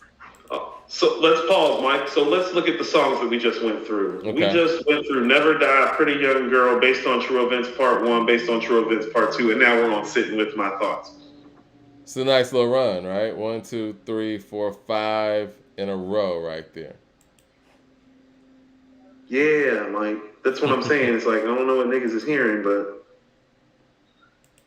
where the 5-song run at on any of these projects like that, just to be frank, and where they all like, home run, home run, home run, home run. You don't think that KD3 has a run like Never Die, Pretty Young Girl, Based on True Events, Based on True Events 2, and Sitting With My Thoughts? Give me the 5 songs. I want to see the people in the chat give the 5 songs. Hey, Ghetto Reporter starts it off, so that breaks up the start. So you're going to go from legit. You could go from legit. Hold on. What's track 5 on KD3? You could go Legit, Thun, Michael and Quincy, 30, Hood to Hood. 30 is track 5. Okay. Hold on. You said legit, Thun, Michael and Quincy, 30, and Hood to Hood. We're going to lose because of Hood to Hood. I like Hood to Hood, but it's not better than Sitting With My Thoughts, though. That's what I'm saying. Right. It's not. And I like Hood to Hood. I like what they did. That's what I'm saying. It's like, okay, so you just went through the best run on KD3. I just beat you on this. That's what I'm saying. It's better. Like, or Recession. I didn't just wake up and come to this conclusion, Recession Proof, Reminisce, Serious Interlude, I'm on Fire, WTF, SMH. Okay, so Mike, pair that up and tell me. No, because Serious Interlude isn't better than any of those records from Magic 3. Serious Interlude's not better than Pretty Young Girl. No. The beat the Pretty Young Girl is crushing the Serious Interlude. I know it's the same damn producer, but you know what I'm saying? It's just a better beat. I'm on Fire, Based on True Events. Yeah. I think the best chance that it would have is to go from legit to Hood. So that's not a better 5-song run than the run. Pair Legit up with Never Die, right? I personally prefer Legit, but I think Never Die is the better record objectively. Really? Okay. And Objectively, then yes. Like Never Die is great, Mike. I told you. Like I'm trying to think of the features: the AZ feature and the Lauryn Hill feature, and Jay-Z on Black Republican stick out as his most prominent features to me. I could put this Wayne verse right after that. I think very, very highly of that song. Mike, having Nas and Wayne perform like that on record isn't something you get every day. We need to stop treating it like we do. It's pretty special. That's what I mean. People are almost trying to understate the fact that it's like, no, that record's fucking great. So then they you can got make that a single right now. Then you got Thun and Pretty Young Girl. That's Thun. Okay. Then you got Michael and Quincy and Based on True Events. I think that's Michael and Quincy. I give that to Michael and Quincy. 30 and Based on True Events Part 2. It's Based on True Events Part 2. And then it comes down to Sitting with My Thoughts and Hood to Hood. And there we have it, Mike. Okay. Glad we had this talk. Glad everybody's coming to see my side of things. If that's the best 5-song run on KD3, and I just gave you the best 5-song run on here, and I'm not done running yet, what does that tell you? Charles Manning with the Super Chat says, this Magic 3 have something for everyone. And the songs some people don't like, other people love. It's versatile. Let's see what else we got. We got 36 Chambers here with the Super Chat says, Coop, you always lean towards the darker street sound here. KD3 is brighter and showcases more than just Nas's lyricism. Magic 3 doesn't showcase versatility. What do you say to that notion that Magic 3 doesn't showcase versatility? Okay, what would you call going from Never Die into Pretty Young Girl into Based on True Events? I'm sorry. What is that? What is I think sonically one would say that, it's not versatile, but that's what I'm saying. Hey, Mike, real talk. Most classic albums don't have this versatile feel that we keep trying to attach to stuff. That's what I mean. Like, motherfuckers getting too technical. It's like, no, the shit on Moment of Truth sounds the same, Mike, and we love it. No, you're right. I think shit on the Blueprint, Mike, the shit on the Blueprint sound the same. At least the good stuff. At least the good stuff. I think Life After Death is the only one. Hot, Mike. Production-wise sound the same. We love it. It's like, Mike, It Takes a Nation of Millions to Hold Us Back. Production-wise sounds the same. We love it. Yeah. Stop that. Mike, the Purple Tape. I think Life After Death is the only one. And I think a lot of people, I know you and I did the Nick Love interview, and he said he didn't like Ready to Die, but he likes Life After Death. And I think that for some, especially people who, are in the industry and have to work records and want to hear a hit, they want to hear that level of versatility. And to some people, displaying that versatility is more impressive than just being consistent on a high level track to track. You know what I mean? I don't subscribe to that personally, but yes, I'm about to say, I can see that perspective. And Mike, and I'm sorry to tell those people they don't know what the hell they're talking about today. It hurts deeply, except for like it doesn't because they're wrong. That shit's stupid. LP with the Super Chat. Mike, that certificate, Mike. Yeah. That certificate don't sound like a whole big wide array or collection of beats. Like, no, Mike. It's Ice Cube, you know what I mean? Like Ice Cube. Yeah. LP with the Super Chat says, KD2, Rare, KYTV Store Run, Nobody Moments. Yeah, KD2 is a beast. Y'all got KD2 ranked 4th in the series. And honestly, when you look at this series, it's not really bad. Magic 3, KD3, Magic, and KD2. Hey, Mike, listen to what I'm saying. For people kicking that KD3 stuff, it's like with your argument, I can beat you with KD2 if you want to talk versatility and songwriting. Because there's not a Nobody or Store Run on fucking KD2, on KD3. There's not a Death Row East on KD3. There's not a Count Me In or Brunch on Sunday on KD3. KD2 is actually the most versatile project, and we have it ranked 4th. Are you saying that KD2 is better than KD3? I'm saying based on what people are saying about why they love KD3, then y'all need to have KD2 above KD3 because that's the most versatile effort from this bunch. Mike, think about it. You got YKTV right next to Rare, 40 Side, Death Row East, Brunch on Sunday, No Phony Love. Nobody? Moments? Store Run? No, that's the most versatile selection of songs, not KD3. So if y'all are talking about this versatile songwriter, that's KD2. So y'all got the wrong fucking album on top of that. 36 Chambers with a super chat says, based on true events, it's dope, but it doesn't bump in the whip like that. Driving to both, Magic 3 and KD3 tells you what you need to know. I'm sorry. Like, based on what people are saying, if they're talking about this versatility, KD2 is the versatility, Mike. Think about it. It's like Death Row East is on one end, where you got a Tupac story, but you got a No Phony Love with Charlie Wilson. You got a Store Run, which is classic Nas, but then you have an updated classic with Lauryn Hill on Nobody. Mm-hmm. You got something rare that harkens to his older days in terms of how he rhymed, but then you got YKTV and 40 side where he's working with new artists and showing off new flows. Mike, that's not counting Brunch on Sunday, which was a type of record, and you and I have talked about this. He used to fail at making records like that. No, that's fair. That's fair. Fail at making records like that. So if people are talking about versatility, KD3 isn't where you should be like resting your opinions. KD2 is the versatile masterpiece of the masterpieces. I'm telling you, this is the masterpiece of the masterpieces because what the artist who is at the forefront is most masterful at is most evidenced on this project. And you can hear it on every single song despite the beat because that's always been his ethos. It really don't matter what beat you give Nas when Nas is great. Now, does it? This is what the people got it ranked as. Even though people are going back and forth in the chat, based on the polling that we did earlier in the show, you got Magic 3 at number 1, KD 3 at number 2, Magic 1 at number 3, KD 2 at number 4, KD 1 at number 5, and Magic 2 at number 6. That's a tough lineup. KD2 number 4. We can't have KD2 number 4 and talk about how we love versatility. Mall 7 with the super chat says, Nas got haters in his own fan base. I'm telling you, they are Illmatic stans. They're just mad that the original Illmatic team ain't slapped their names on the production credits for these albums with Hit Boy. That is interesting. What if those names were on the credit? Do you think that people will look at these efforts different, or some people? How about this, Mike?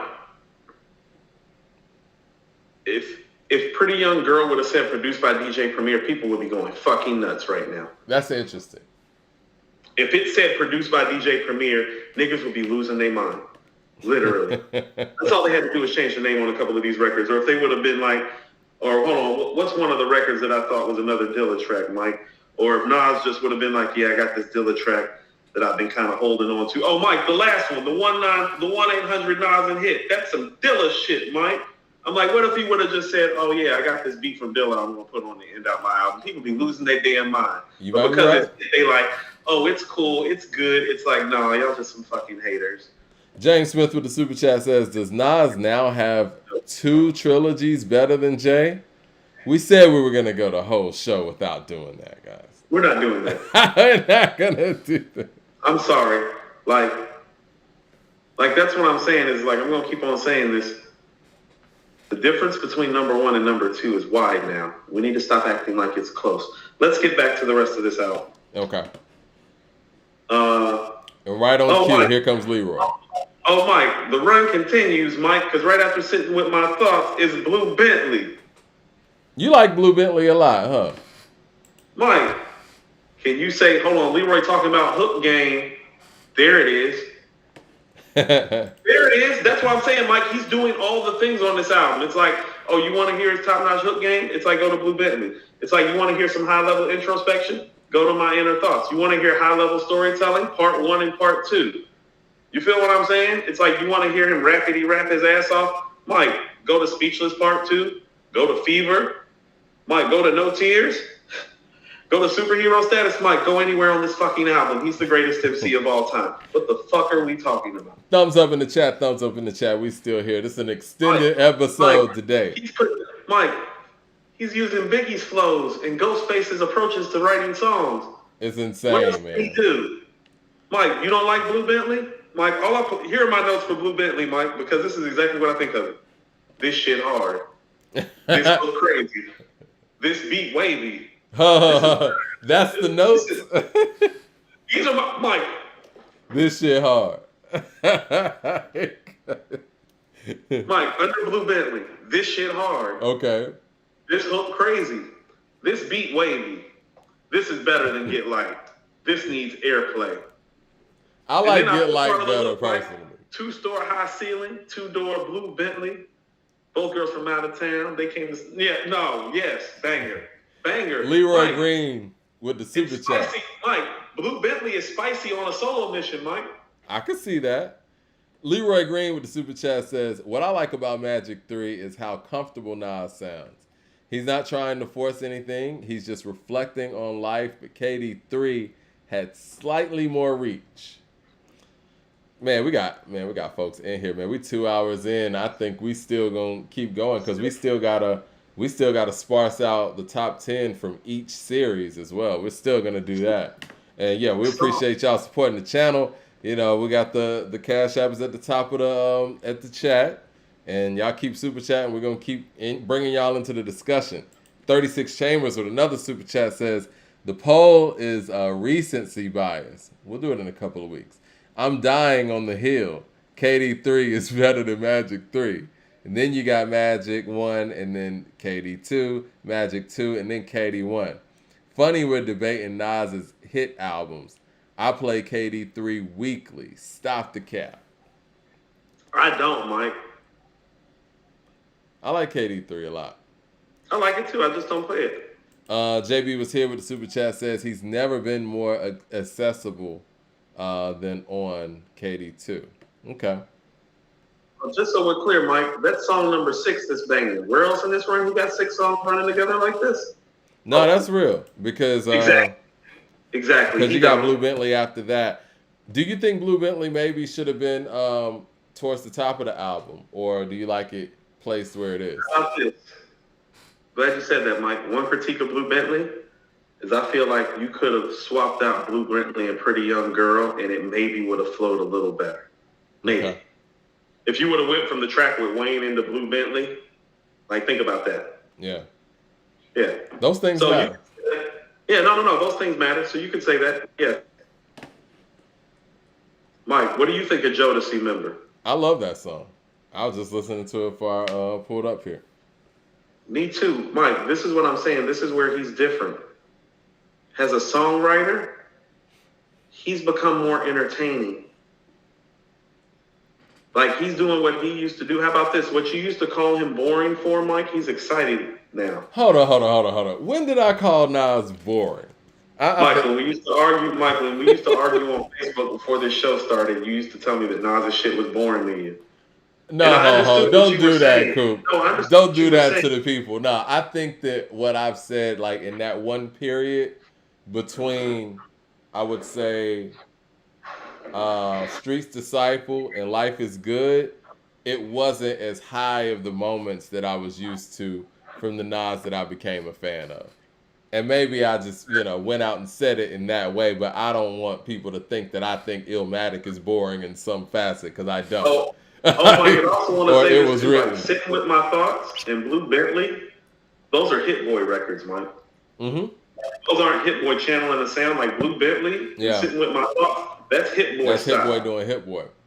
So Hit's on here too. That's what I mean is great about it, is like he's actually sprinkling himself into when he's not channeling other producers to get the best out of Nas. That's hard to do. It's hard to absorb other people's style and maintain yours. Exactly. And he made 2 of the better records on this album. Because Sitting With My Thoughts and Blue Bentley, those sound like hit records. Not like hit records, but hit boy records. So Blue Bentley should be a hit, Mike. CJ Kid with the super chat says, I want to introduce you guys to a new artist called Dirt Dogs from Texas. They're in their late teens with a 90s sound and just dropped their new album. I'll email you a YouTube link. I have no dog in this. Yeah, definitely. Send that over. Jay Short with the super chat says, Blue Bentley haters are East Coast beat bias. East Coast beat bias. That's exactly a new term. That is too, Mike. Look here, Mike. Listen to what I'm saying. It's a new term that we got out here. East Coast beat bias. I love it. Niggas don't play that shit in Cali, Mike. No word. They gonna play Blue Bentley more than they play Death Row East. It's 2 Death Row East references today of Death Row East losing in this fight. They gonna play. They It's gonna Death play Row Blueberry. East with you and Kanye West with me. It seems like they always Death creep into the show. And Death Row East has definitely been more entertaining for me than Kanye has been for all of us the last few years. Okay. Yeah, and no mention of Eminem this episode. Godfather with the super chat says, "What difference does it make? It's all him. LOL." Hey man, we're just parsing hairs here. We're just ranking greatness Mike, from where it is. Speechless Part 2, Mike. I like Speechless Part 2 a lot. Speechless Part 2 might be the best bar work on the album, Mike. I think so too. I think so. Mike. From a conceptual standpoint and him being who he is and how he executed on it, I would say that. When he said pee all on the steps, slip when our sneakers got wet, scared to grab that tech, but I had to get my respect. Yep. Yeah, that's a heavy record. Where that at on KD3? And I was cool with the fact that he did a sequel and made it totally different. One of the things that I thought about, and maybe this is just me overthinking, but all of that talk about ghostwriters on Speechless 1, I think he wanted to come through with a part 2 that would blow part 1 out of the water so that, there would be none of this Quentin Miller talk.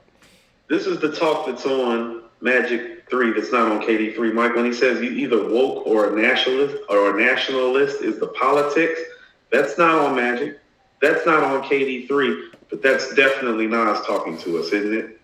It is. That's what I'm. But he has the Michael and Quincy moments on KD3 also. I don't want to act like ain't no bars on KD3.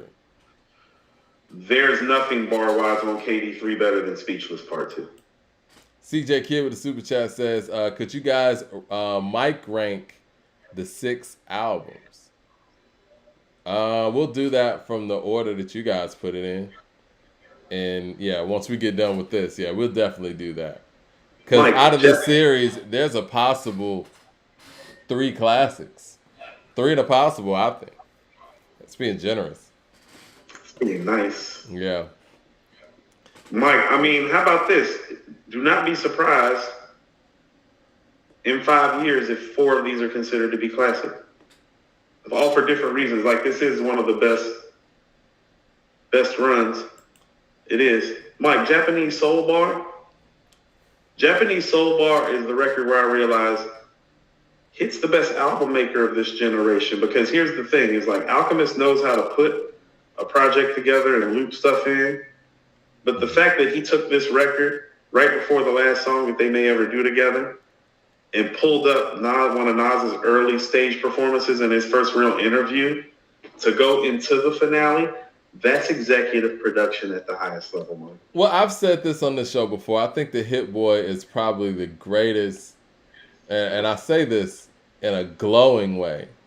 He's probably the greatest, YouTube producer that we've ever had. He researches, and I'm sure that interview probably came up on his, YouTube, his YouTube dig. That's how he found us, right? And even with the Black Magic sample that he got from Children of the Corn from Memphis or whatever, that's a YouTube dig. And he excels in that area. He stands alone, where we're not in the era of digging in the crates anymore, where producers go into record shops solely, because I'm sure that he does that as well, where producers are solely going to record shops, looking at album covers and testing things out and trying to find loops. You have a deeper dig now where people are able to utilize all the technology that's in front of them and then make a song out of it. And nobody beats Hit Boy in that category, in my personal opinion.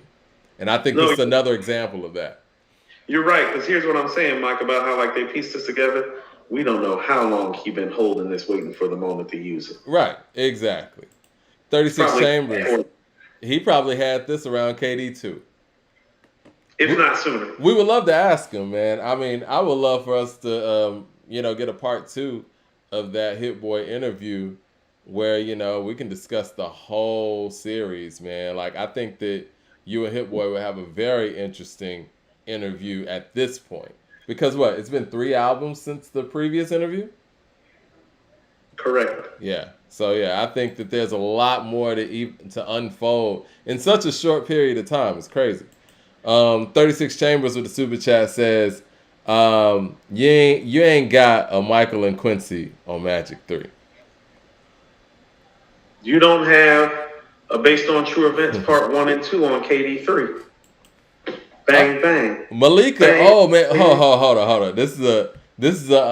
This should be celebrated, I guess, to an extent. One of our biggest haters has sent a super chat. Finally, we be seeing you in the super chat, Malika. If I'm saying that wrong, I apologize. Blue Bentley is Nas objectifying women at 50. Why? You didn't disappoint with your super chat. I knew it was gonna come from a hater place. But do you want to? Hold on. That's the Kendrick lover that loves when Kendrick talks about his misgivings and his transgressions, right? Ain't that the one? I think Ain't so. that the one that loved Mr. Morale? I think so. And how Kendrick is just being honest about his existence. You see how people be picking and choosing. I know who you are. You be caping for Kendrick. What about when Kendrick cheated on his wife? Were you okay then? Since you want to be funny and shit? Right. 36 Chambers with the super chat says, I said KD3 could be a top 50 album all time hip hop album, and I believe that still. Magic 3 isn't that. I'm sorry. Storytelling wise, yes. Replayability, not as much. CJ Kidd with the super chat says, that's the Nas interview that I said reminded me of that Guru interview from my Steez last week. Another moment of truth. Blueprint move. Yeah. Jay Short with the super chat says, can we get a 10-track Magic / KD station head verses? We can do that. We got some other verses to do too. Mike D been ducking and dodging me. We ain't doing no more verses until Mike steps up to the plate. Until I step into the ring and do what we need to do.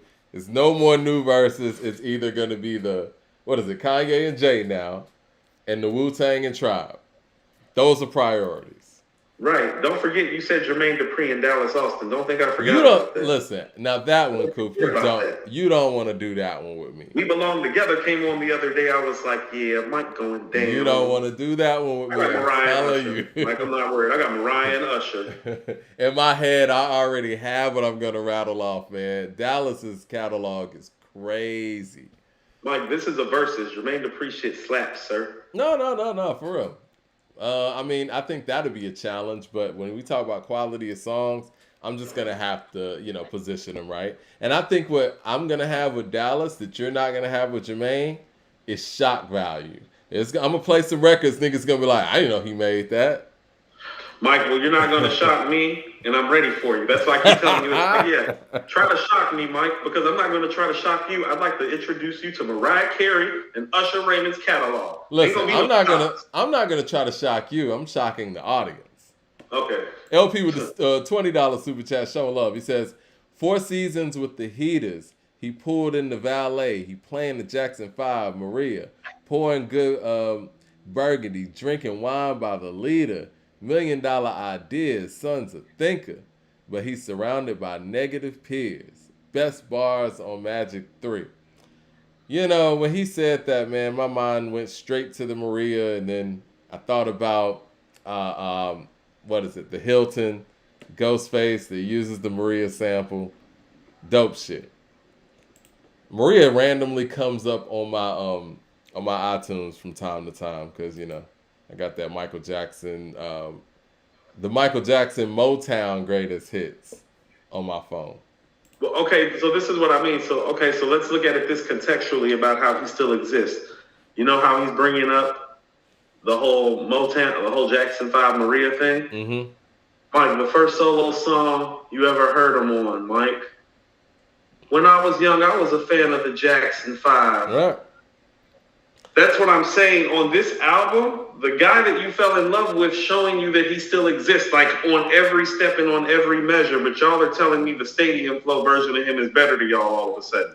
How did we get here? Take the top to the super chat says, Justice League, Boy Wonder, and Jake won over Hit Boy. Huh. Mike, this is why... Maybe in a vacuum, but yeah.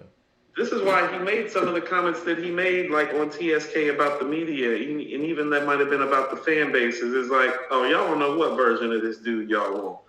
This is him, though. That's true. I'm a Nas. That's what I'm saying. It's like, no, I'm a fan of Nas, the artist. This is Nas, the artist, doing some of his best shit, Mike. You're right. Brother Gabe with the super chat says, did you see Hit say on IG that TSK was the last song that they recorded and finished a day before the release? What do you think they thought they needed? It's absurd. I mean, but that's just like they came back and did 3 joints to finish up KD3. They're just always perfecting their craft, man. Well, based on the placement of the song, I'm thinking they thought they needed a first song after the intro, based on, where it's placed. I can see that too, because none of these other songs on here sound like second songs to me. Yeah.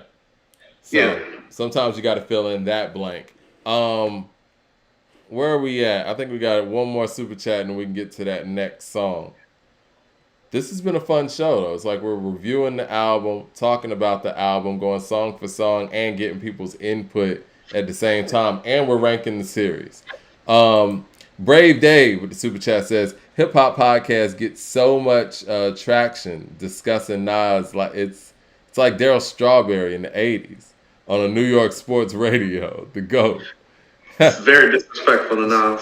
Shout out to Daryl Strawberry. Nah, man, I bet Daryl Strawberry was a phenomenon in Queens in the 80s.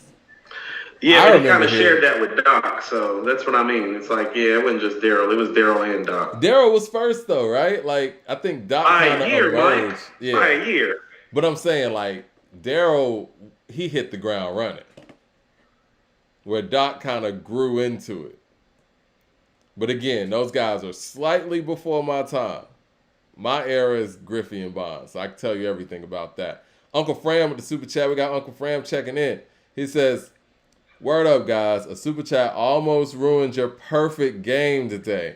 Great album, great review, and finally focusing on Nas, and Nas only. Salute to the Golden Child. Salute to the Golden Child, for real. All right. We're not going to let the mid-stepper ruin our show. It's okay. Jodeci member. Is that where we left off at? Yeah, we were at Japanese Soul Bar. Japanese Soul Party, yeah, that is where we're at. See, that's what I'm saying. So Japanese Soul Bar lets me know that they constructed this album like an album, and that's intentional, because it's intentional that song lead up to 1-800-NAS and hit. That's what I mean about how they constructed it, and that's why this is an album and not a mixtape. Is because Japanese Soul Bar exists, and it's like this is a different Nas where it's like you can just ask him to execute.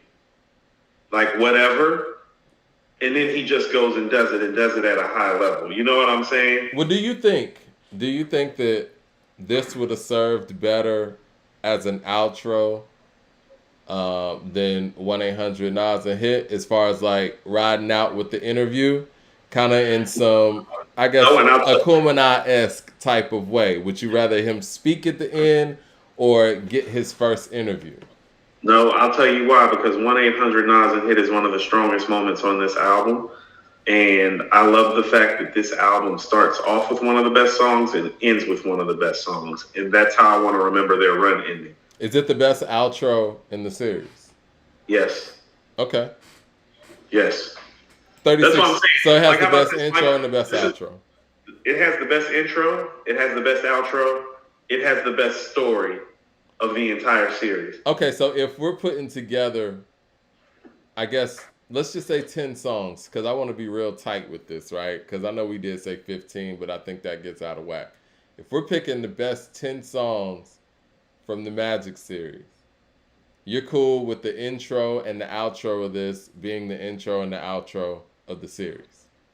Yes. I mean, of the greatest hits of this full series, I guess. Well, let's look at it like this. First of all, if we're going to do that, let's be realistic. So let's see what they did.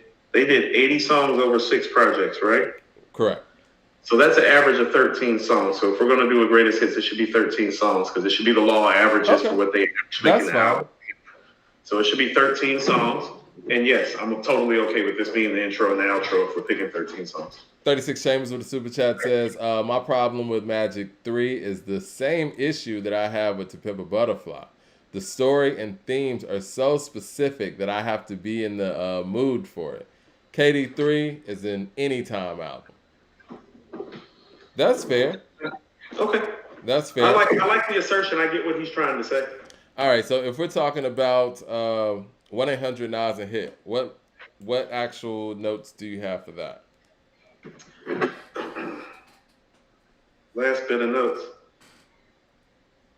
I said this is the type of album ending he never really makes. He's never ended an album like this before. Of all his projects just is like last song and I'm out. You know what I'm saying? Mm-hmm. This one he actually prepared for the outro. And this is what I'm saying. On this record, this is what I'm talking. The songwriter is as good as the lyricist. He's talking about when he said, she in disbelief for my 2020 run. I'm the inspiration. I don't have to look for none. Yeah, that stood out to me too. Stop that. Look, cut the album right there when he say that. And hit the power. Like, yeah. Dot with the super chat says, Nas is good. Maybe his best outro.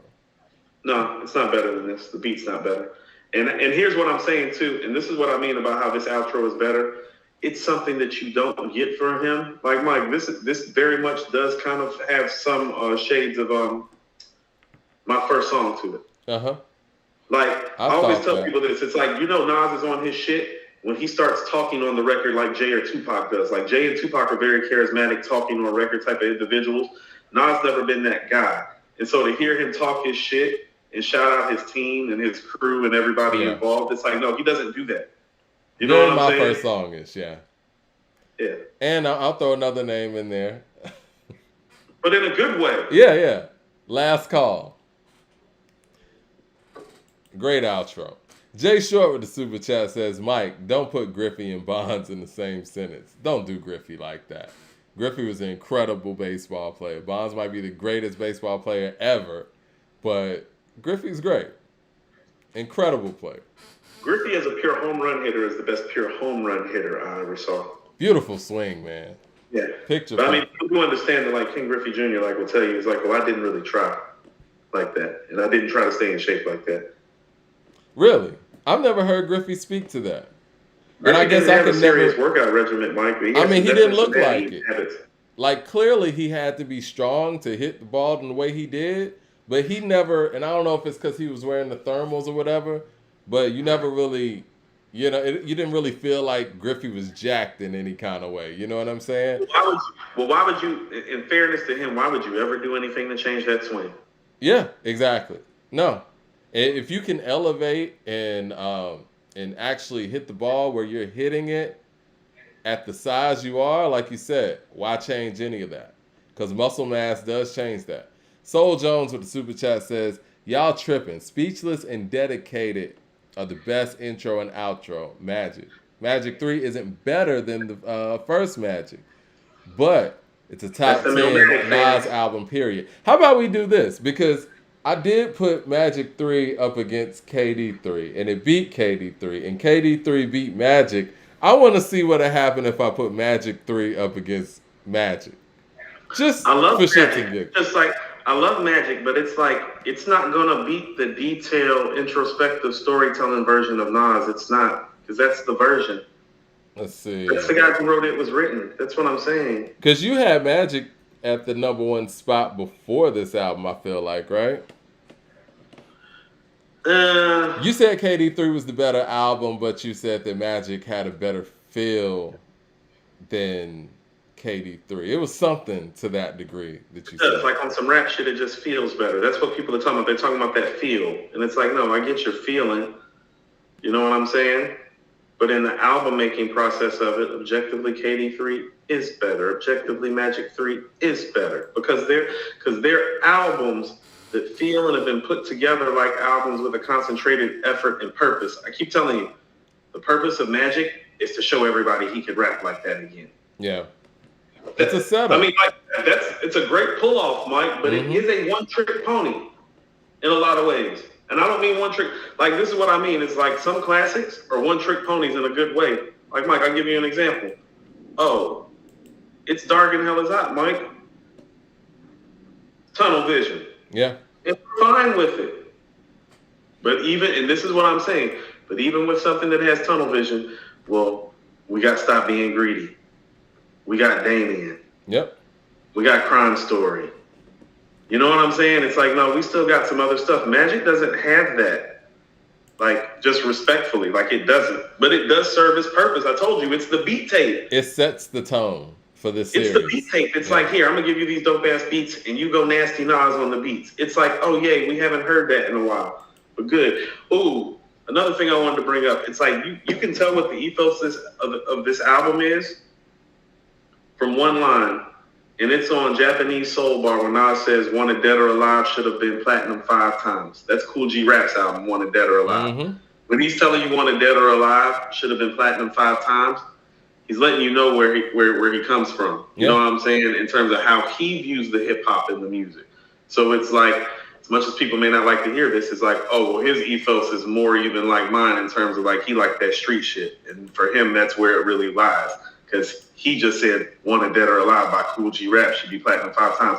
Mike, Wanted Dead or Alive by Cool G Rap has Talk Like Sex, Streets of New York, Rikers Island. It's a street rap album. You know what I'm saying? And so the ethos of the project is meant to be on Mike. He's always been more Cool G Rap than Rakim as an artist. He has. Always. Max with the super chat. It's like, this is the guy. Like, that's what I'm saying. It's like, he's always been more Cool G Rap. This is it. Max with the super chat says, where do you think Magic 3 ranks in Nas's catalog? I guess that's an appropriate question for the point of the show that we're at. Yeah, because I got a slide in a second too. We've been here for a minute. What I will tell you is that I still personally, for me, objectively, like looking back after all this, Illmatic, It Was Written, Stillmatic, and Lost Tapes are still my top 4. You would put Lost Tapes over this album? As of right now, yes. But what I will tell you is that in KD2, KD3, Magic 3, and what I say, KD2 and 3, Magic 1 and Magic 3, with those 4 albums, Mike, if you told me those were the next 4, I would be okay with that too. So that should say something about how great it is. It's like, do I think it's those 4 projects? No. Do I think one of those projects can overtake Lost Tapes and slide into the 4th slot? Yes. Do I think any of these albums is going to supersede Stillmatic, It Was Written, or Illmatic? No.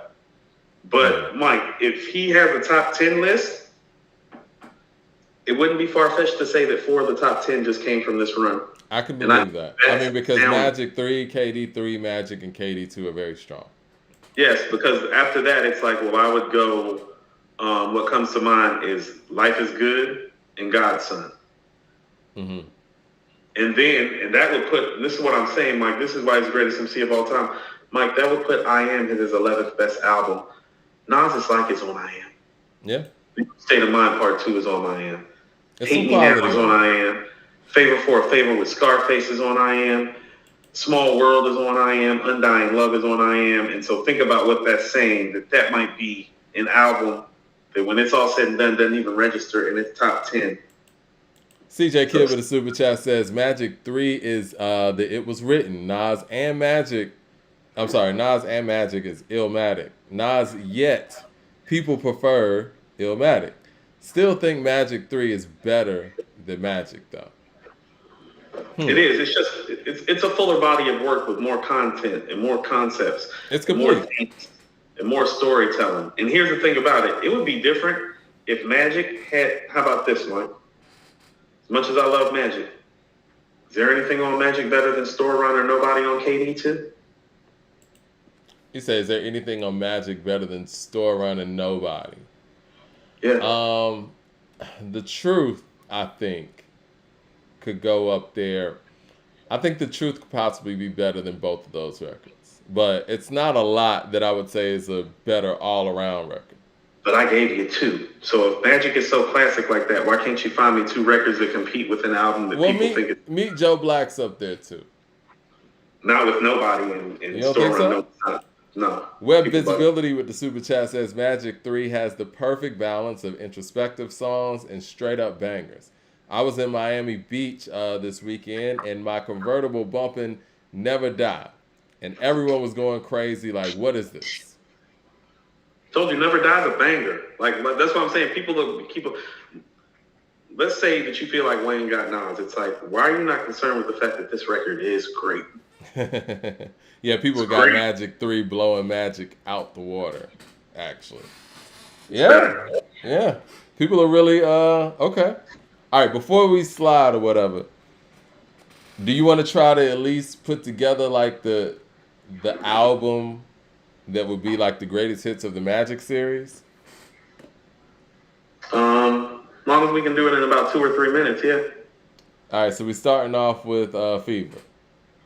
Yeah, I mean, I think some people say speechless, but it's like, no. Even think about the ethos of Fever. He's literally shouting, represent for me, represent, represent, represent for me, fly from infancy to half a century. It's like, no, Fever. What all from Magic? Let's start at Magic 2. What all from Magic 2 do you think would have to be included in this? Slow it down. Slow it down. All right.